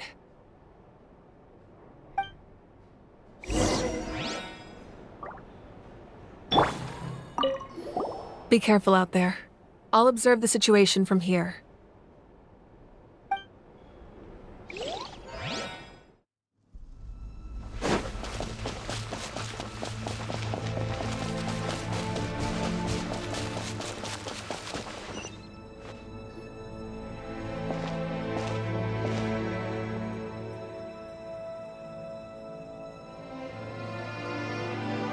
So we're underneath Natlan right now? It looks nothing like Paimon was imagining. That's because in the distant past, Natlan was home to an incredibly advanced civilization ruled by dragons. Humans only established their own society after the fall of the dragons. So these are Saurian ruins? Wait, you mean like the elemental sovereigns? They had their own advanced civilization? Yes, a really long time ago. Very few records have survived until now, so no one really knows what the devices here are for. These ruins have been abandoned for a long time, but with the recent increase in Abyss activity, the installations around here have somehow been activated again. So what you're saying is, we're not in for an easy trip to the Night Kingdom. No, it's going to be obstacle after obstacle from here on out. Why are you all laughing like that? It's creeping Paimon out. It's the pre-adventure excitement kicking in, right guys? Of course. I'm eager to get started. Then let's go. We won't let anything stand in our way.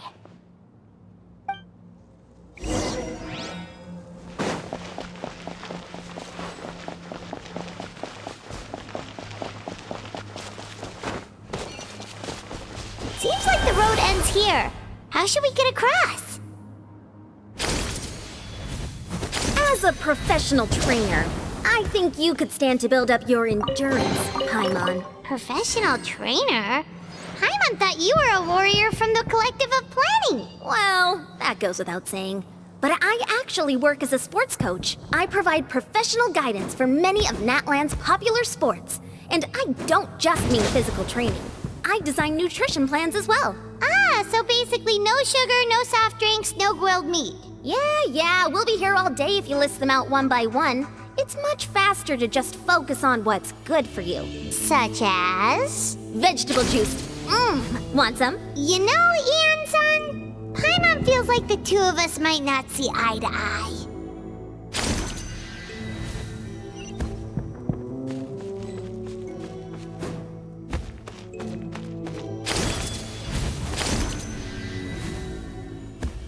Those guys look familiar.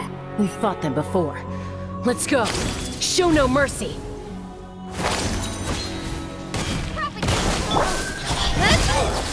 Cut to the chase. You're toast! Incoming. Hey!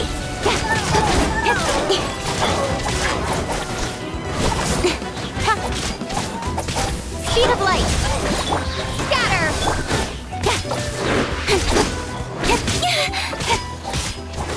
Let the show be...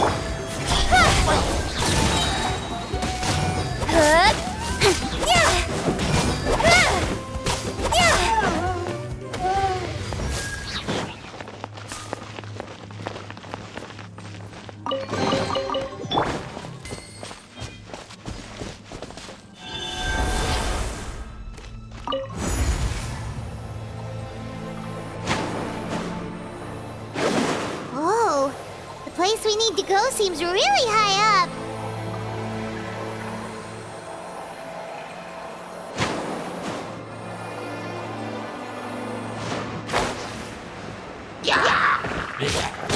Propagate! Nowhere to hide. Incoming.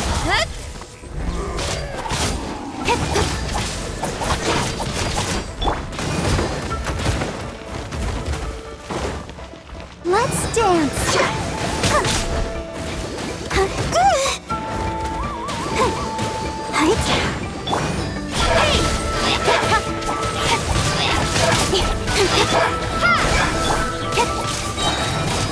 Cut to the chase.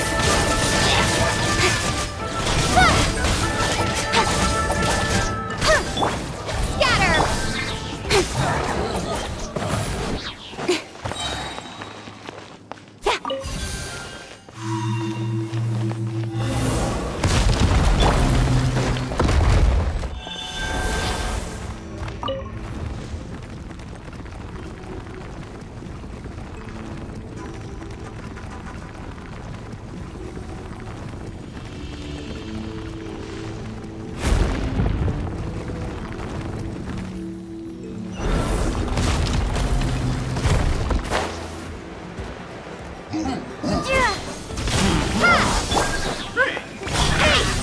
nowhere to hide.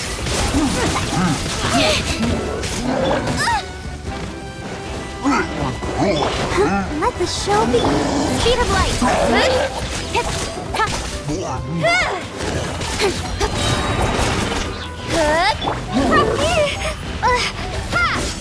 Propagate. Don't blink. Hey.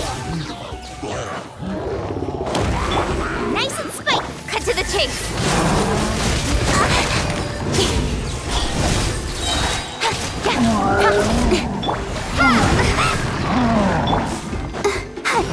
Come on, we can do it. Let's dance. Boba, get them.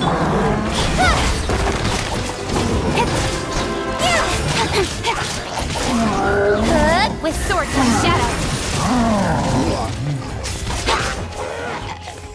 Incoming. Hey!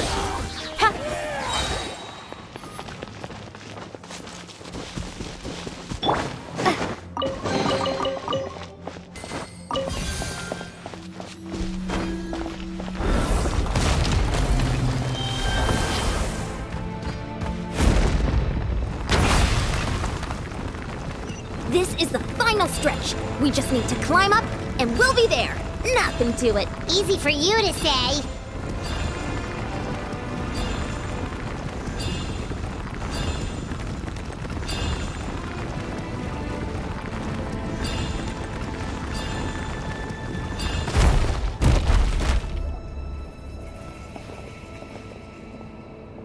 This must be the entrance the Pyro Archon told us about.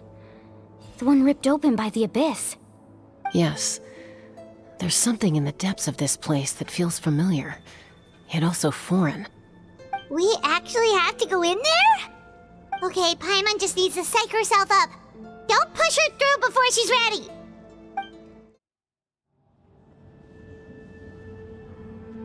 Hey! You don't have to drag Paimon! You're pulling too hard!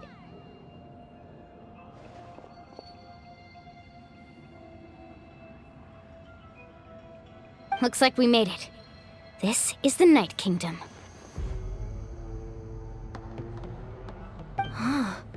It looks so different from what I imagined in the stories.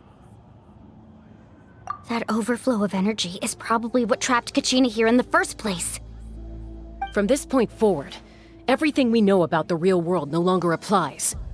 Anything can happen here. Paimon's more worried about how we're gonna make it out. We obviously can't go back the way we came. Do you see that patch of light on the ground? It's shining down from that fissure in the sky. Oh yeah, right in front of us.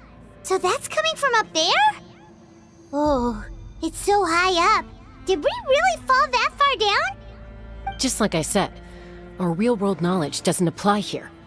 We fell all this way, yet came out completely unscathed. If this was the real world, we'd have to climb our way back up to the entrance.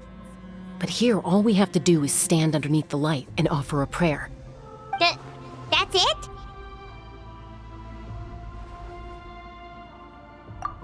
Right. We still got a job to do. So that means all we need to do is find Kachina and bring her to this location. Exactly. This light is streaming in from the real world. It's a link between the two realms. The terrain looks difficult to navigate, and the visibility's not great either. How are we supposed to find Kachina in these conditions? Yeah, these floating black things don't look super friendly either. Those are all manifestations of abyssal power. Be careful. Ghost! A talking ghost! Calm down, I'm here to help. You're the ones who helped Vichama, right? Yes, I'm Vichama's friend, Malko. I was completely lost to this realm until I sensed a mysterious power calling out to me. It's like it was seeking me out, attempting to reassemble the pieces of who I used to be. Of course, it could only do so much. I'm sorry I can only appear before you in this imperfect form. No, we should be the ones apologizing.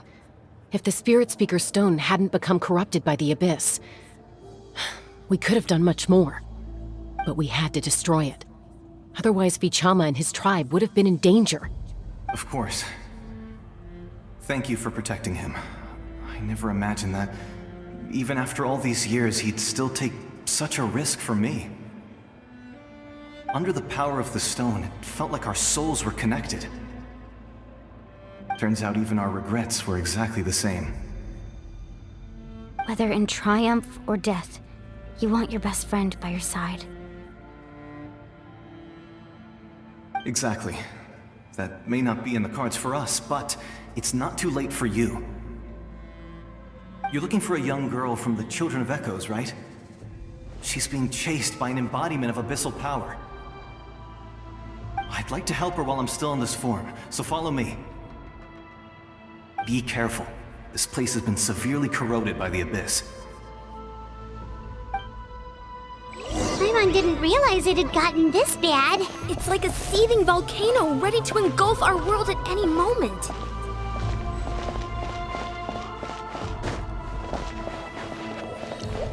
Ouch!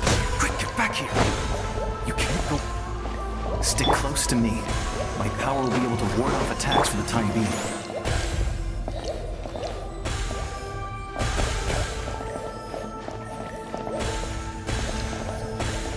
We won't be able to keep this up.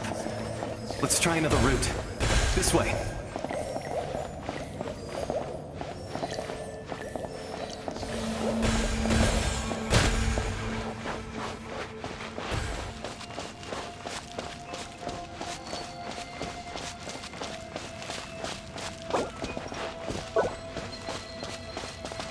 Not good. More monsters. We shouldn't waste our time on them.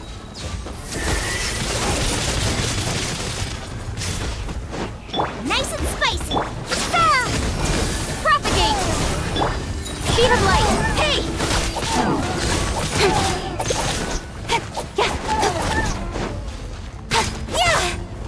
Incoming! Frying pan! Let's dance!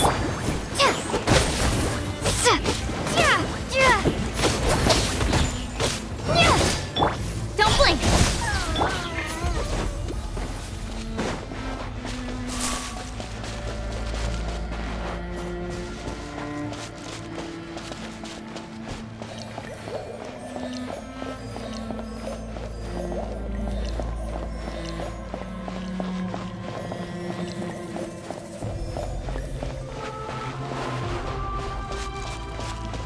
Oh, Paimon can't see anything! It's easy to get lost here. Just stick close.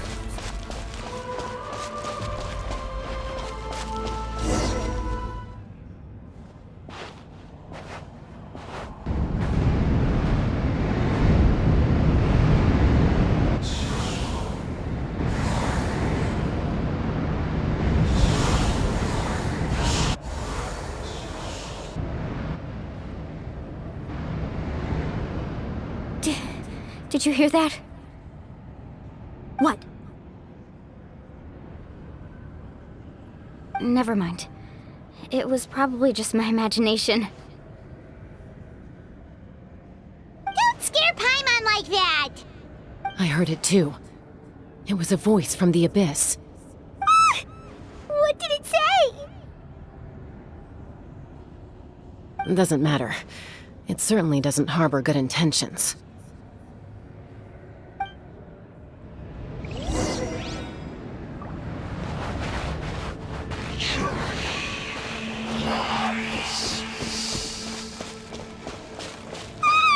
Paimon just heard it too! Let's keep going. Paimon wants to get out of this place!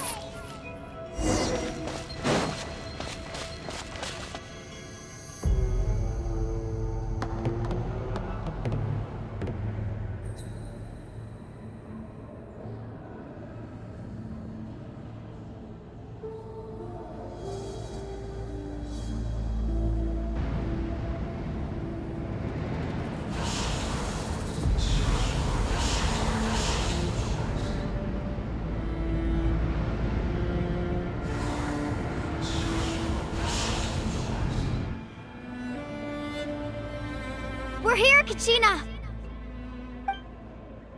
Oh, honey, you made it! Looks like our reunion will have to wait until we take care of these monsters. Good idea. Let's go!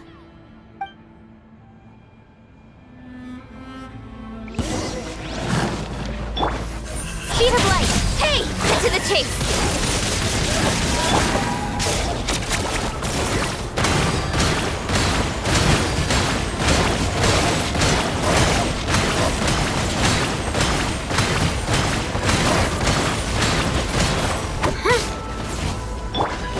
Don't blink!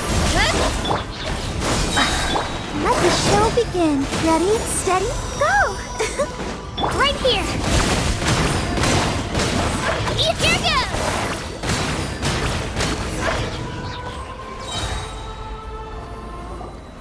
You're here! You're finally here! Thank you so much! That monster can appear from anywhere. It almost caught me a bunch of times. The Wyup's power helped keep me hidden, so I just tried to stay out of sight until you got here. Had a girl. You did so well. And most importantly, you weren't hurt. Should we start heading back then? Actually, I have a request. Will you come visit the Wyup with me? I can't exactly put it into words, but something's wrong with the Ode of Resurrection. And I know it has something to do with the contamination from the Abyss. That was the Pyro Archon's theory as well. Everything we've seen here certainly seems to back it up. In the Night Kingdom, there are 6 main totem poles representing the Wyup of each tribe. You can think of them like the body of each Wyup. Additional totem poles, like the ones around here, serve as proxies to which the Wyup can extend their consciousness. There are countless proxies scattered around the Night Kingdom. Through them, the Wyup can extend their consciousness over the entire realm and track down souls no matter where they roam. But if a proxy were to become severely contaminated, then a soul could become lost within the Night Kingdom. Judging by the current situation, I don't think we're dealing with just one contaminated proxy. Even if we could drive back the abyssal power from one of them, that probably wouldn't even put a dent in the problem. Still, we can't just leave the Wyup to suffer. It's protected me this whole time. I agree. We might even manage to draw out the monster that's been hunting Kachina. Getting rid of the monster might slow down the deterioration of the Night Kingdom.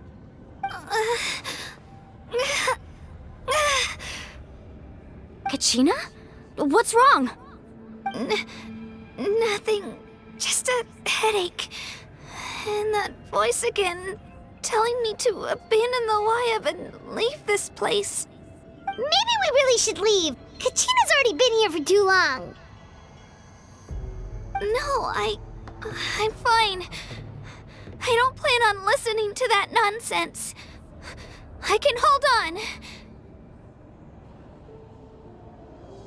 Just up ahead. I'll lead the way. Besides, I can still fight, so please, help me out a little longer. Listen to me, Kachina. We'll come with you, but that's because we want to help the Wyup, not because we have something to prove. You don't have anything to prove either. It's okay if you reach your limit. We'll be there for you. All right, the sooner we get this done, the better.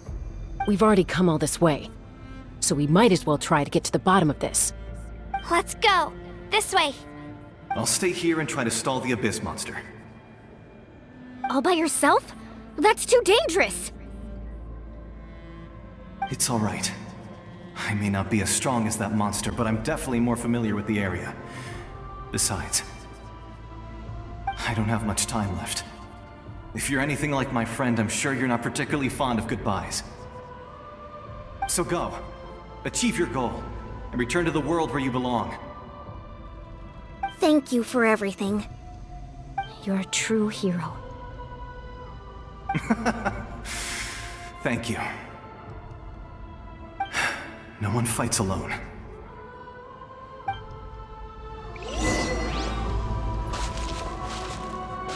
Does your head still hurt? Let me help you walk. I'm fine. You should know I'm made of stronger stuff than that.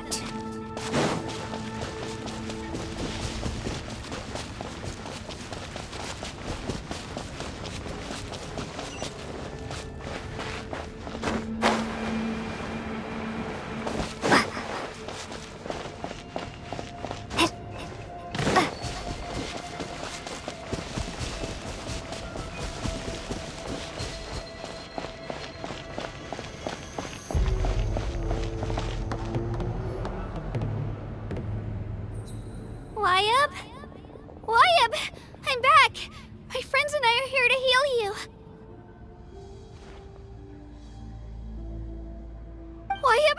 Can you hear me? Wayab?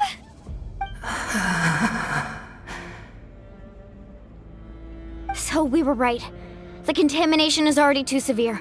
It's preventing the Wayab from answering our calls. Alright, get ready everyone. Time to purge the abyssal energy from this place. Careful. We've got company. Already?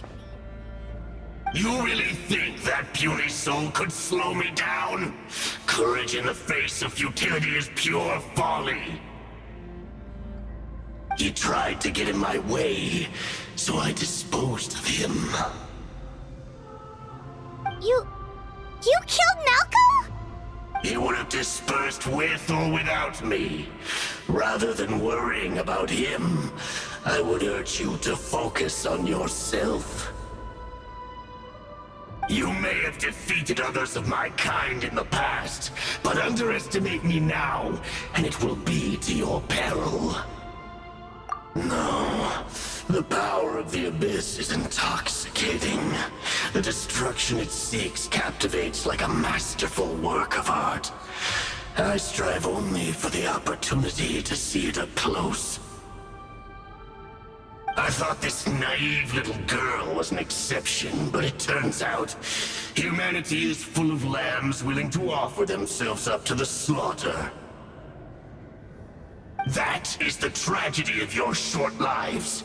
You understand nothing of all-encompassing power. Ancient names, pride, friendship, all empty ideas invented to give you a false sense of self-worth. They possess no power at all. The Pyro Archon created those grandiose ideals out of pure selfishness. Anything to avoid sharing power. Anything to avoid handing over the primordial gift to ordinary people like you. Don't believe me? Then ask yourself, why is the Pyro Archon strong beyond measure, while you, Kachina, remain so pathetically weak?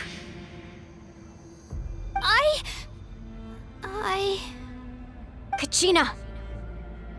Give me your hand.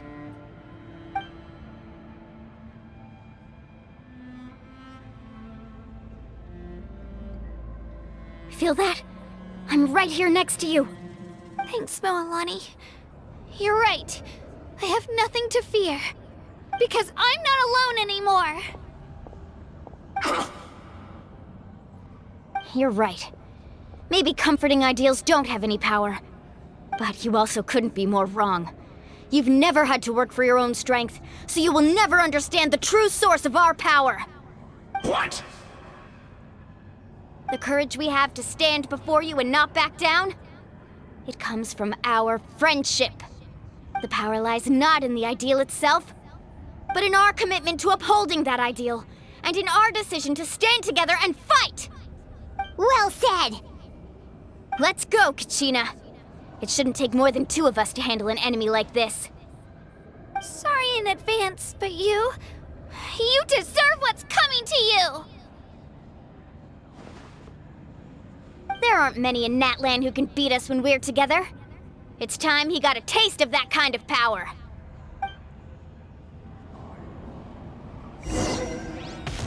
From the ashes! Woohoo! Surf's up!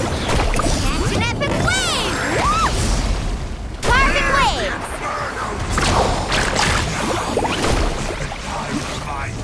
Off we go! Oh, chill out! From on high! Woohoo!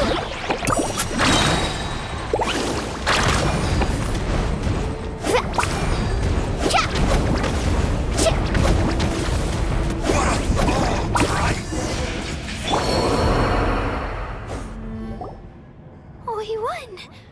We actually won! That's what he gets for underestimating you two. Fantastic work, Kachina! Absolutely fantastic! This makes me so unbelievably happy.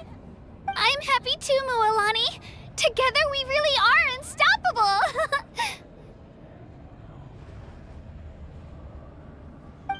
Huh? What's happening?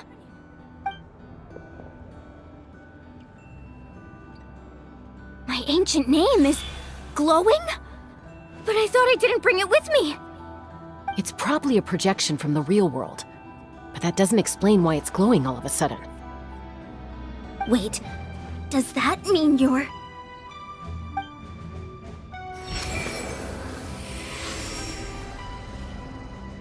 That was a bold move, diving headfirst into the fire to save your friend, especially in a place so overrun with abyssal corruption.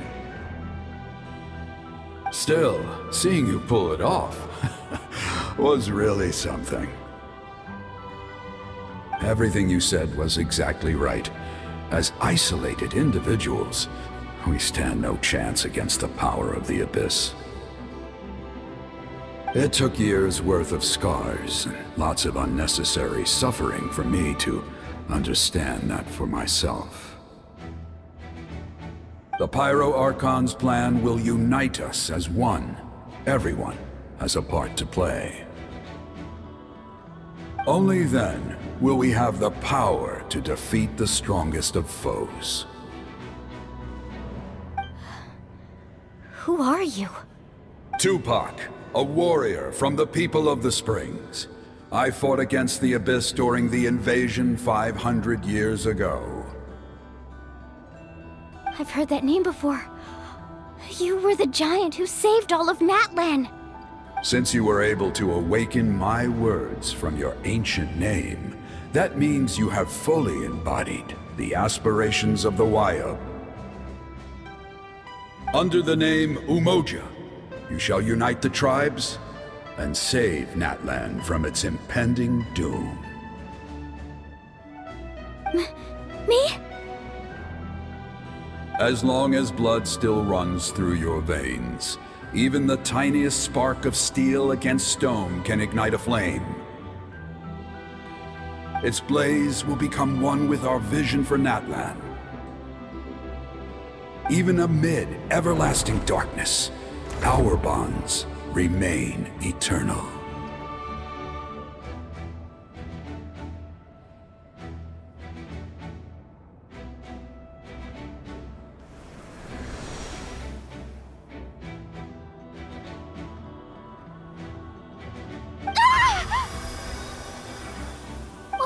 What's wrong, Moalani?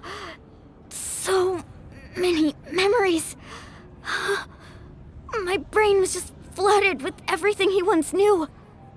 So that's what happened. What do you mean? Did you just figure something out? 500 years ago, they foresaw the very crisis we're facing now. Efforts to save Natlan started all the way back then. We can go over the details once we get back. We shouldn't linger here longer than we have to. I know bits and pieces, but I had no idea Mualani was also part of the plan. This sounds like something that's going to need a lot of explaining. Let's focus on saving the Wayub first.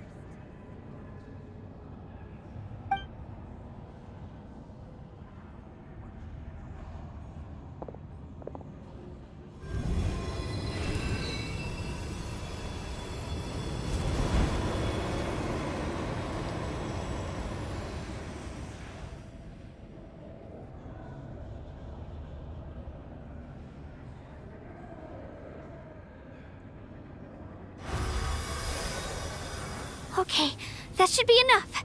Wayub? Wayub? Can you hear me?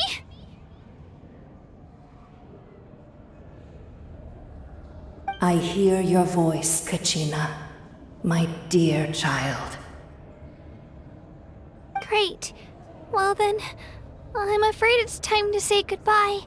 I just wanted to make sure you were okay before we leave, but we can't afford to stay here any longer.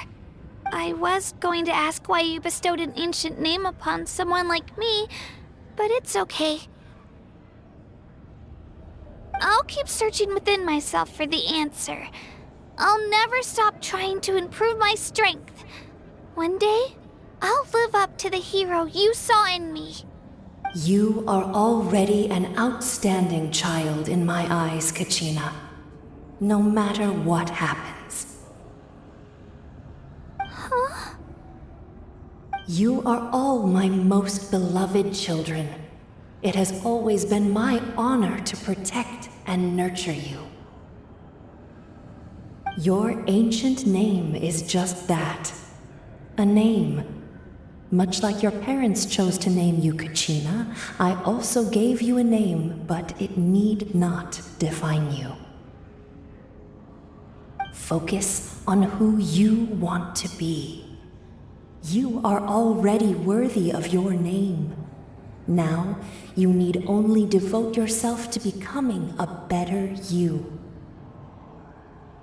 The story of your ancient name is for you to continue. Just like your parents, my love for you will never change, no matter what the future holds.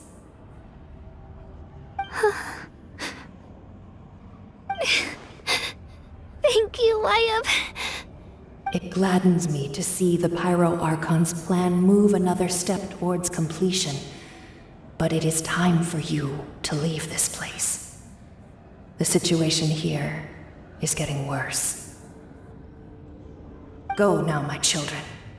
Save Natlan on behalf of all you hold dear. I know we've never met before, Wyatt, but I just wanted to say thank you for encouraging Kachina. It was exactly what she needed to hear. Whoa! What's going on? An earthquake? We're out of time. It's the power of the Abyss. Quick, we need to run!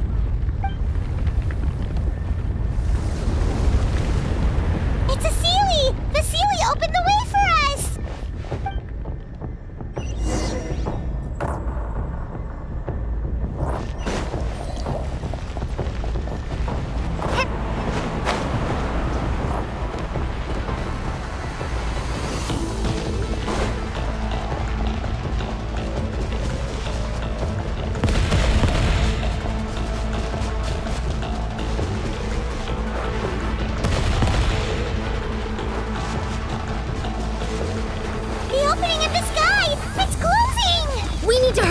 Or we'll be stuck here!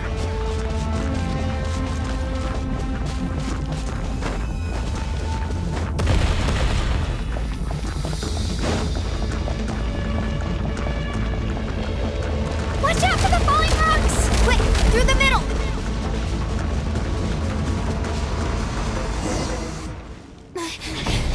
Come on, faster! We'll never make it!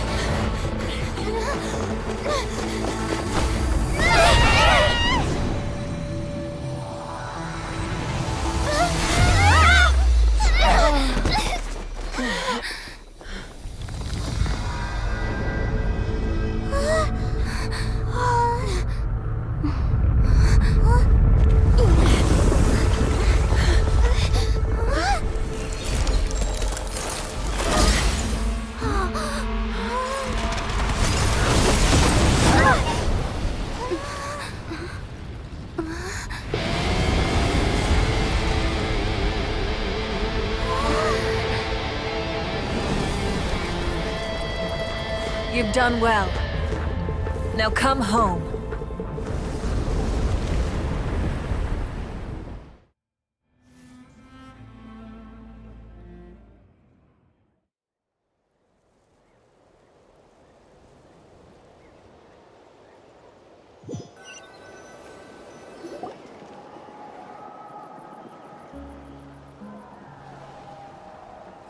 We're back! The Pyro Archon saved us. But she's not here. Yeah, didn't she say she used it all up? She's still in the Speaker's Chamber. What we saw in the Night Kingdom was just her consciousness. So you're saying her consciousness did all that? Every great display of power comes at a price.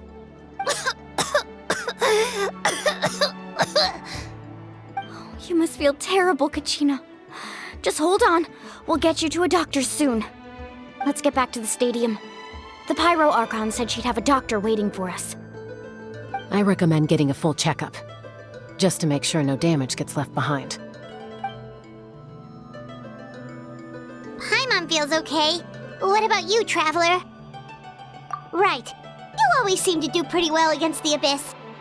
Let's get going. We need to share what we learned in the Night Kingdom as well. Right. The Y-Up mentioned something about the Pyro Archon's plan. What is it exactly? I'll let her explain everything. We're all a part of the plan now. Every move we make from here on out will decide Natlan's ultimate fate. Huh. There's a lot less stuff here than before. It's good to see you all here in one piece. I know you must have a lot of questions, but let Koichi check you over first. It's best not to let any lingering effects of the Abyss go untreated. Thank goodness you made it back. I came here as soon as the Pyro Archon told me about your plan. Take a seat, everybody. I'll examine you one by one.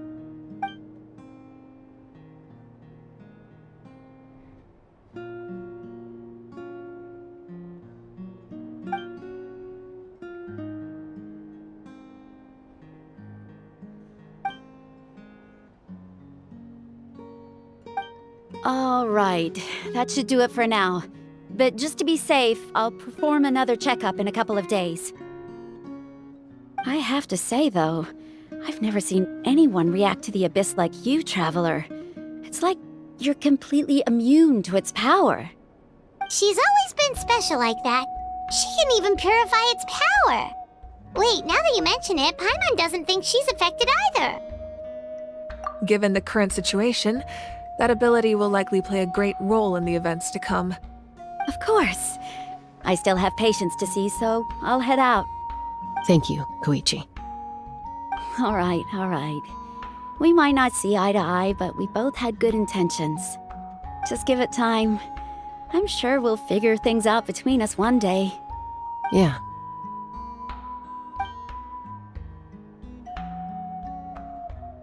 All right. There's so much to discuss, I don't even know where to begin. You've seen it for yourselves now. The devastation in the Night Kingdom. I'll get straight to the point. Natlan is on the verge of destruction. It's very possible our nation has less than a year before total devastation. Huh? No. That can't be true, can it? That's right. But I've only ever disclosed that fact to the handful of people working with me to save this nation. Our looming destruction is not a recent development, but the inevitable conclusion of the disaster the Abyss initiated 500 years ago. Mulan told us a little bit about that. 500 years ago, all the nations of Teyvat were invaded by the Abyss. Unlike the other nations, Natlan never had stable and deep-rooted ley lines, so we suffered the worst of the invasion. The battle against the Abyss was exceedingly long and brutal. In the end, victory came at the cost of our civilization and countless lives. Even then, it took centuries of solving the disasters caused by the Abyss to finally achieve the peace we know today.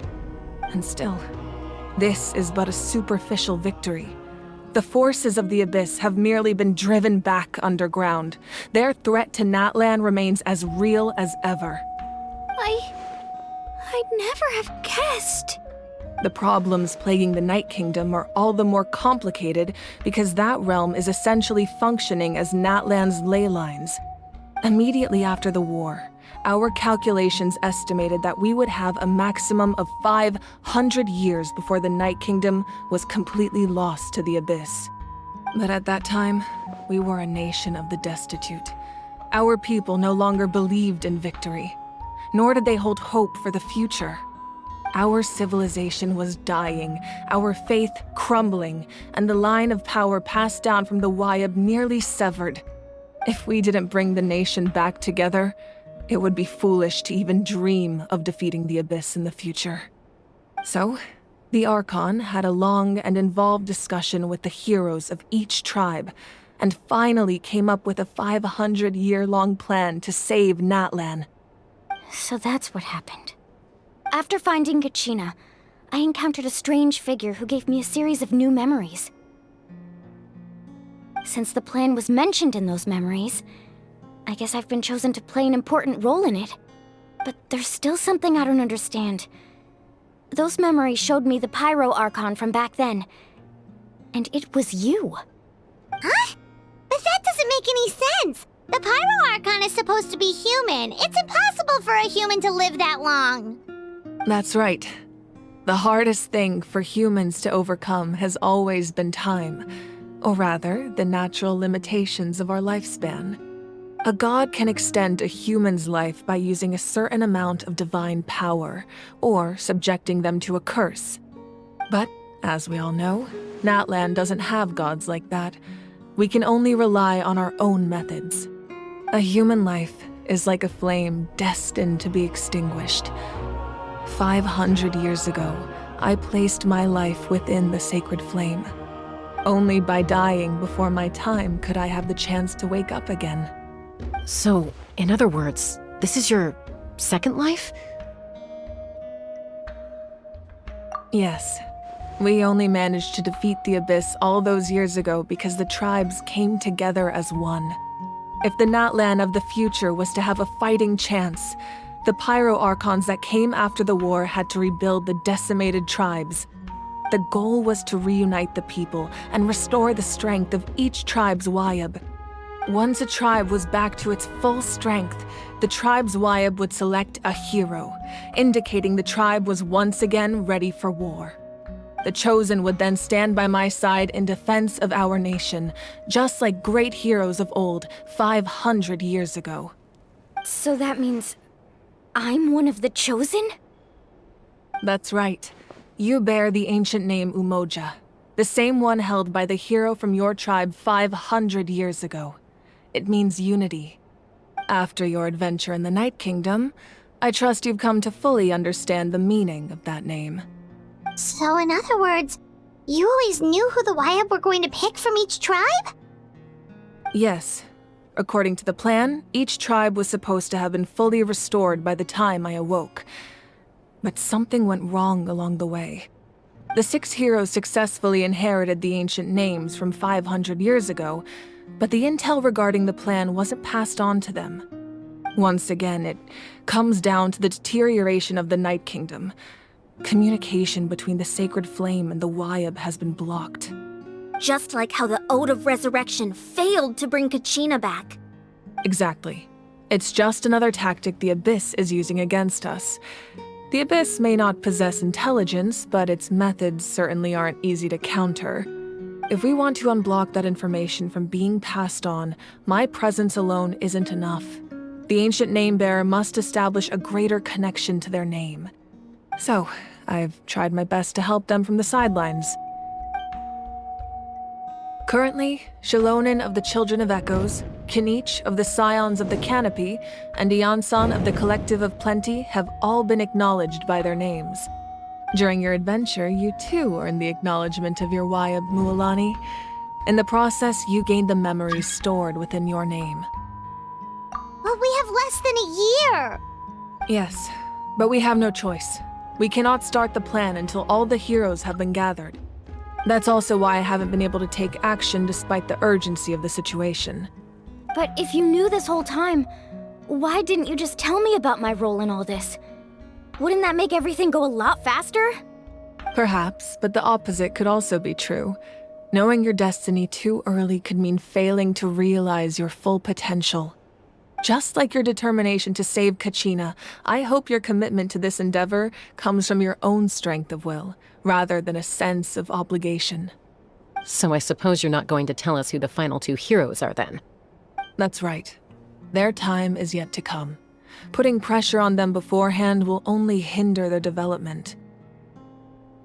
I can only trust in the judgment of the Wyab. I have never believed I could solve this crisis alone.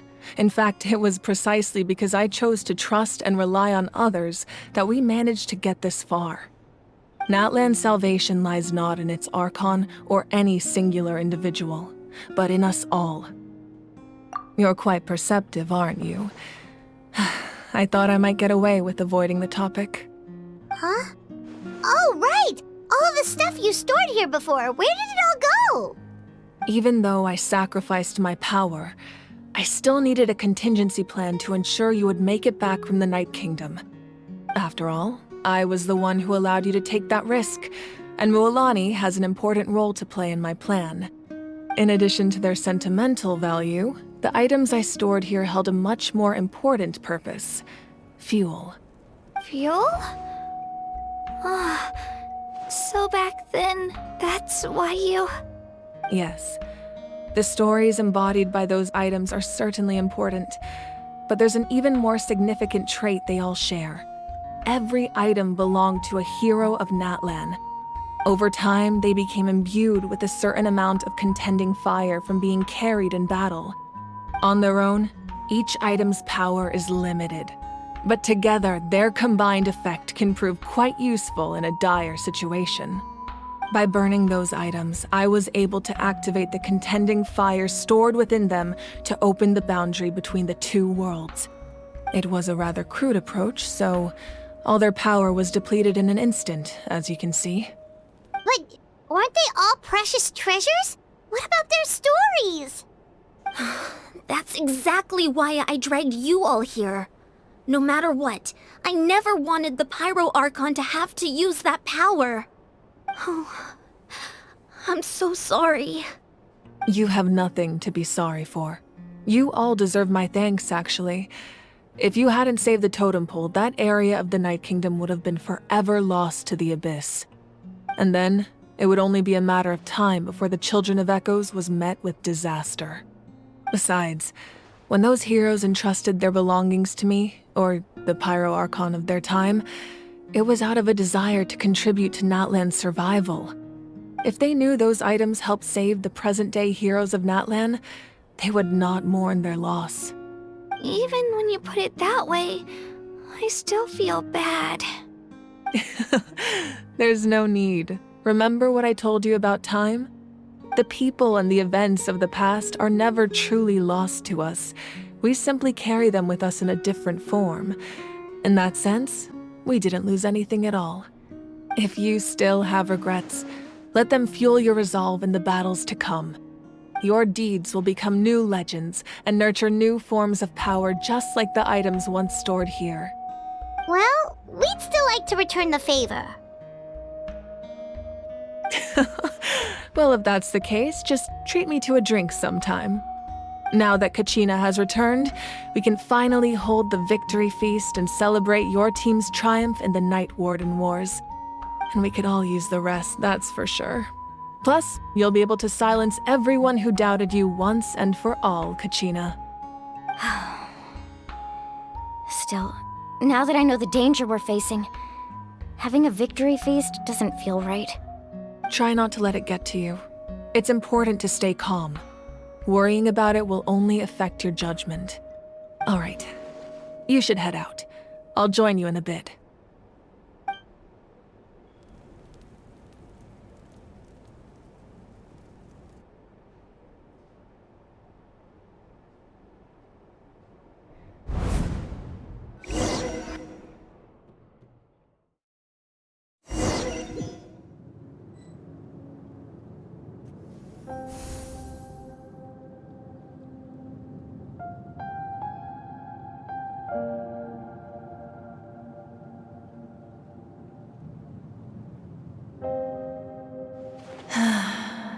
When I was young, I used to sit by the hot springs and listen to the stories of warriors from all over Natlan.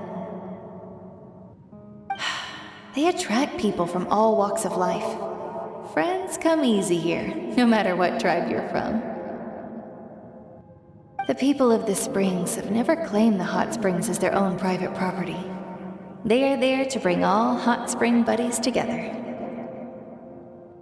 It's been really nice seeing the children of my tribe get older. It's helped me gradually understand the true value of the springs. I've witnessed their energy, their determination, their absolute passion for life. Even when they cause trouble, I never managed to hold on to my anger for long. It's unbelievable how quickly they worm their way back into my good graces. I'm certain Mualani will become a great warrior when she grows up. She possesses infinite potential. I can see it. One day, when I'm no longer in fighting form, I'll come here and tell stories to all the children, just like those warriors did for me. So, you better get busy, Pyro Archon, or I'll end up running out of stories.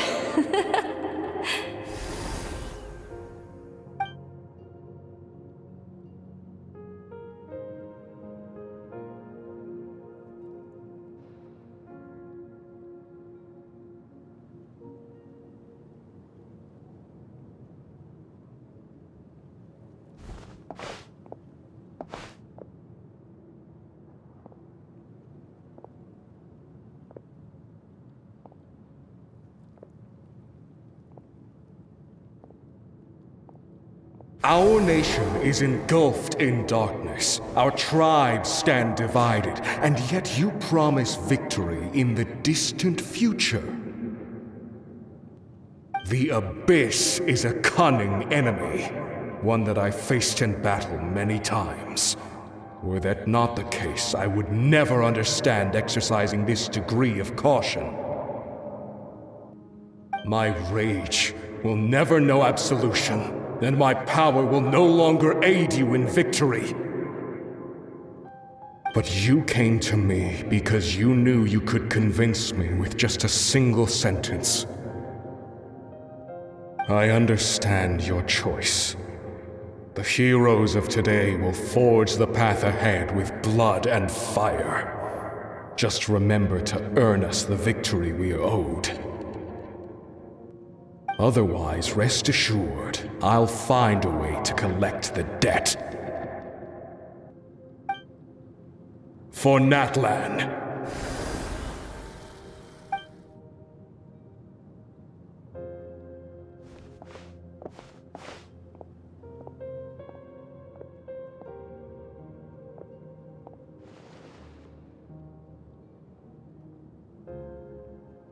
So, you're gonna head 500 years in the future to serve as the Pyro Archon again? But what about the you from right now? You're just gonna die? You can't ask her those questions and expect her to answer, my dear. The decision is hers to make, and she deserves our support. We will do everything we can to rebuild the tribes. Don't you worry. Even across time, we will all do our part to fight for Natlan's future. Yeah, Mom's right. We'll always believe in you, sis. Oh, seriously though, Dad should be here. Where is he? I imagine he didn't know what to say, so he chose not to come at all. Don't take it to heart, my dear. That's just who he is. Just remember, no matter what happens in the future, we will always love you.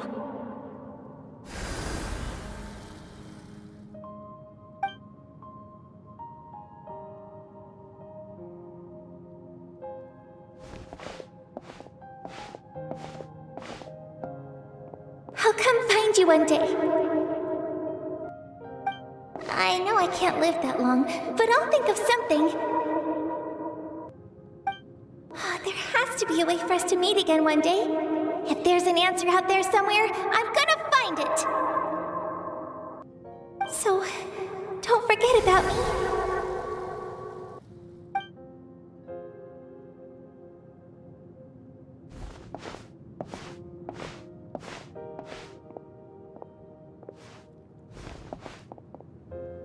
If that's your decision, then you have my full support, Archon. May our children live to see such a lovely son. For Natlan! No one fights alone.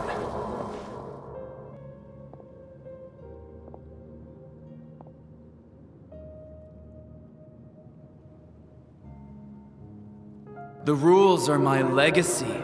They shall grant us the strength to overcome the next tragedy. War forged the 6 tribes, taught us how to fight, instilled in us what it means to love.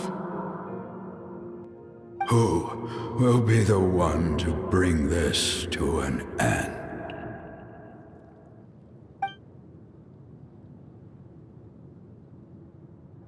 We are the inheritors of memory and legend.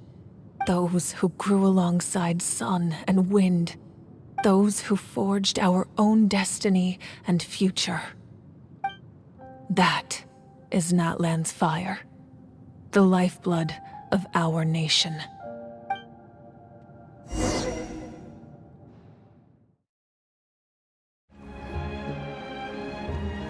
Hey, Koichi! You here for the victory feast too? Oh, no. I knew Chaska would be here, so I just came to deliver some medicine. I was about to leave, actually. But it's not that I don't want to celebrate Kachina and the others. I'm so glad she made it back. It's just... well, I'll make things awkward if I'm around my sister right now. Ah, well, you two had a fight, so Paimon can understand. She didn't cause any trouble during your trip, right? Yeah, she was super helpful. She gave us a lot of useful information about the Abyss. That's good. That's all I needed to know. Is there a reason you asked? You were pretty outspoken when we first met, but now it's like you're holding something back. Maybe it seemed unreasonable, picking that fight with her before you left, but I did it for a reason. Her impulse to fight is extremely strong. Her mental strength helps her rein it in, but she still loses control sometimes. I had no idea what you might face in the Night Kingdom, so I didn't want to take any chances. So what you're saying is... Okay, so maybe it sounds a little stupid, but it works pretty well. It helps her keep her cool for a little while, at least. Anyway, I'm just glad you were able to make it back safe and sound. That's all I wanted. But do you really have to go that far? Can't you just talk it out? No way. Chaska never opens up about her own pain, especially to her family. She can't learn about this, or it'll be even harder to help her. I appreciate the understanding, and don't worry. I'll find a way to help her ease this burden. Anyway, I need to get going. Enjoy the celebration. Oh, and if you ever need a doctor, you know who to find. Huh. Who would have thought there was a deeper reason behind their arguing? In the end, it's all the Abyss's fault. Paimon's had enough of them.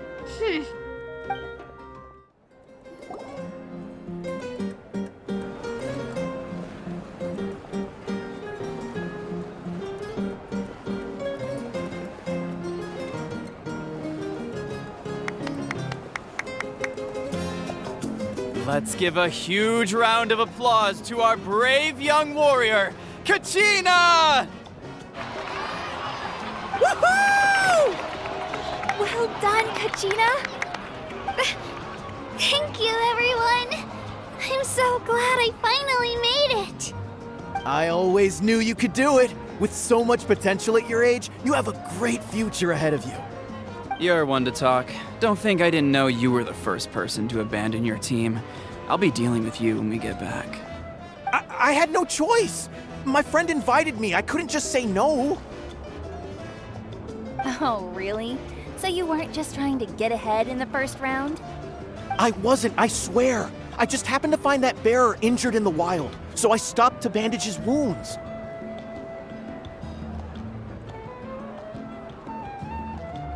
When he insisted on repaying the favor, what was I supposed to do? I'm just one person. I figured Kachina would have no trouble replacing me. But the fact of the matter is that after your departure, everyone else started thinking about swapping teams too. I'm really sorry, Kachina. It was wrong of us to abandon you like that. It's amazing that you still made it all the way through to the Night Warden Wars. That's the highest honor. So, what about you guys? Did you make it far? Our team captain drank too much the night before the competition and turned up late to the stadium on the day. We got disqualified.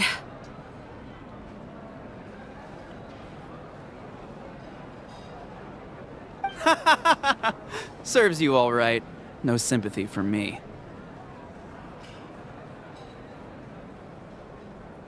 All right. There's no need to be like that, Uncle Pakal. Dear friends, I'd like to say a few words. Firstly, I'm grateful to my friends and our great Archon for helping to bring me back. This traveler and her companion Paimon are some of the strongest people I've ever met. If they were allowed to participate in the pilgrimage, I have no doubt that they'd win the whole thing. They've agreed to let me learn from them. With their help, I believe I can become even stronger still. And let's not forget my good friends, Moalani, Chaska, Kanich, and Dion-san. They all helped the Traveler and Paimon figure out a way to bring me back from the Night Kingdom. They too deserve to be called our heroes, so please give another round of applause for them. Thank you so much. Well said! I'll drink to that. How does it feel being a hero, Kachina? To be honest, it's a bit overwhelming. It all just feels so surreal. Well, you better get used to it. Next up, undefeated champion! Hey, please don't make fun of me.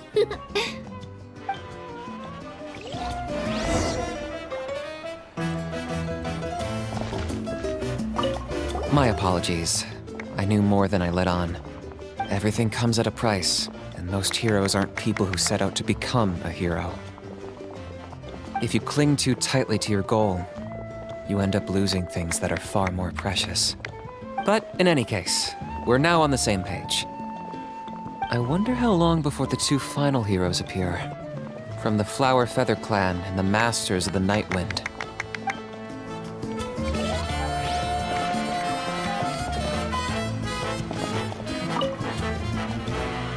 At previous victory feasts, you'd always find me in the crowd singing and dancing. But after what I found out today, it's too much. I'm still trying to process it. It does feel weird seeing you so out of sorts. Is this another pearl of wisdom based on your adventuring experience? Well, Paimon agrees with the Traveler. Everyone's come together to celebrate Kachina's achievements. That's gotta be a first. You're right. Kachina looks really happy. And now I'm being the moody one. Ugh, enough doom and gloom. Time to shake it off.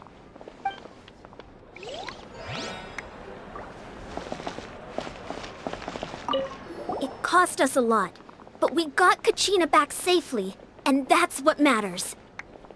There'll be even tougher challenges coming our way in the days ahead, though. We'll have to train harder, make sure we're in peak condition. That includes you, Paimon. I can do a special one-off session to show you the ropes. Interested? No thanks.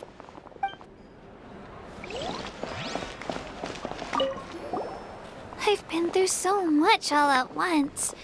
Everything still kind of feels like a dream. Are you still feeling unwell? Nope, all better now. I told you I bounced back pretty quick, so don't worry about me. I bet you guys must be tired, though. Make sure you get some good rest tonight. You gotta recharge so you'll be in the mood to have fun.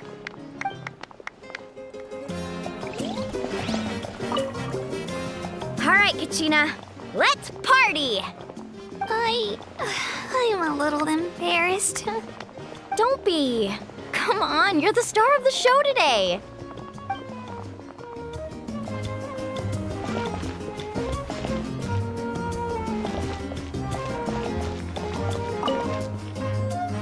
Ah, you're here. Have some fruit juice. I got it specially for you two. How did you know? That's Paimon's favorite! You look like you've still got questions. Ask away. Because they had their own lives to live. The thought of telling them, abandon your families and everyone you love, and come with me to the end of time, for in 500 years Natlan will be destroyed, it seemed too cruel. You could just as easily point out that everything in this world would come to an end eventually. But life is short. And beyond a point, it just doesn't seem real. Imagine if I said, let's leave right now and go save the sun because it'll flame out in a few million years. It would sound quite ridiculous. I couldn't make them shoulder that burden with me. Besides, every generation will have its heroes, this one included. The plan could still work without them. Or, of course, without me. But since I was the one who came up with the plan, I felt duty-bound to see it through to the end. Paimon's suddenly remembering that portrait in your room. Was that your family from back then? Yes, it was. So when you asked me who my sister grew up to be, the truth is that very little information survives. From what I've been able to piece together, I can conclude with a reasonable degree of confidence that she ended up as an architect and artist. She played an instrumental role in rebuilding the scions of the Canopy tribe, designing and building many houses. But of course, none of her buildings are around anymore. Still, it was an impressive achievement, and I'm very proud of her. You feel loss keenly. It seems to stir up feelings of regret in you. But this is something I have long since come to terms with. This is a war, and there can be no war without loss. I am already far more fortunate than those who lost their lives to the Abyss.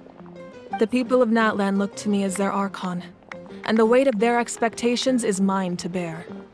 I must see our fate through to the very end, no matter what I may find there. Yeah, doesn't that mean the way everything ends has already been written, including your plan? I suppose, but so what? Don't forget, time takes many forms.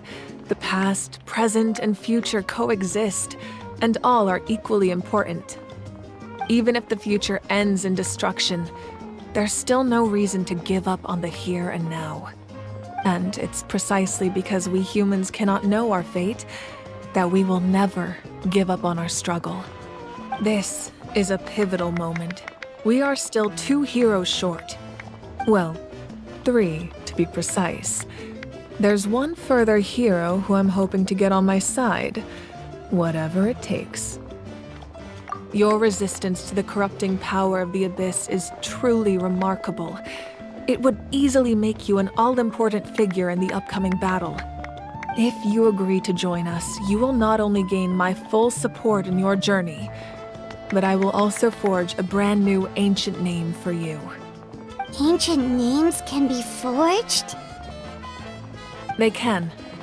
Several strict conditions must be met, but if they couldn't be forged at all, then the number of them in circulation would have long dwindled to 0. Possessing an ancient name would mean that your adventures in Natlan are recorded in full. Your stories would be remembered by our people for all the years to come. The Ode of Resurrection may have temporarily lost its power, but still, take this as my personal guarantee that I shall never let you fall. Just like in the Night Kingdom, I will be there for you. That is a promise I will fulfill at all costs. This nation always honors its heroes. Yeah, we can't just ignore the situation here. Wonderful. Then I'll reach out to Shilonen right away. She's the one who will forge the name. We've never forged an ancient name for an Outlander before, but I trust she'll find a way.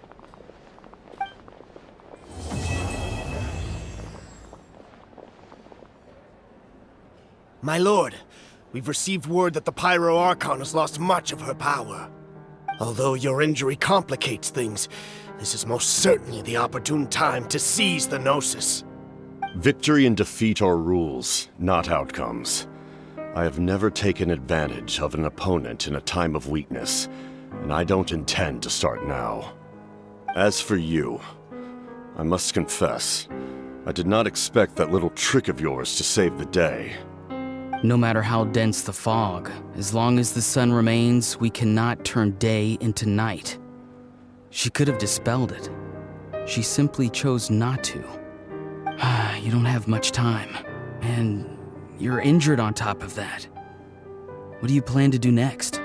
I'm beginning to see just how useful you may turn out to be. You heard something from here, didn't you?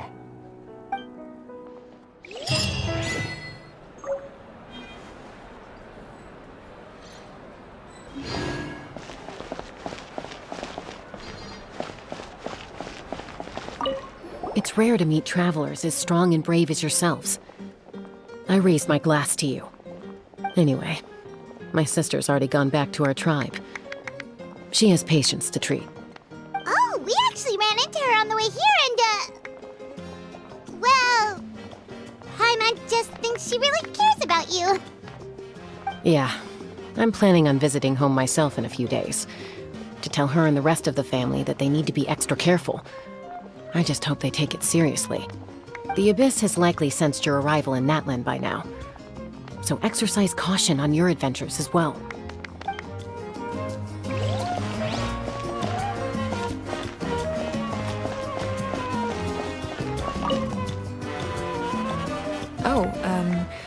Something else you'd like to ask? Well, our intel suggests he hasn't made any new movements yet.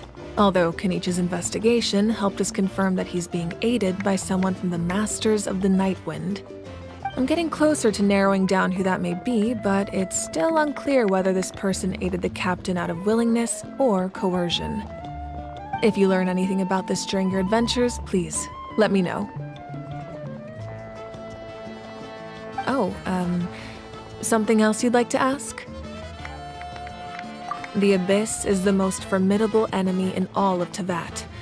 In the beginning, it took failure and tragedy to even begin to learn how to fight back. All of the methods you've seen in other nations were developed based on experience and insight passed down over generations. We know them to work, but few of us actually understand why. It's the same for the method we use here in Natlan.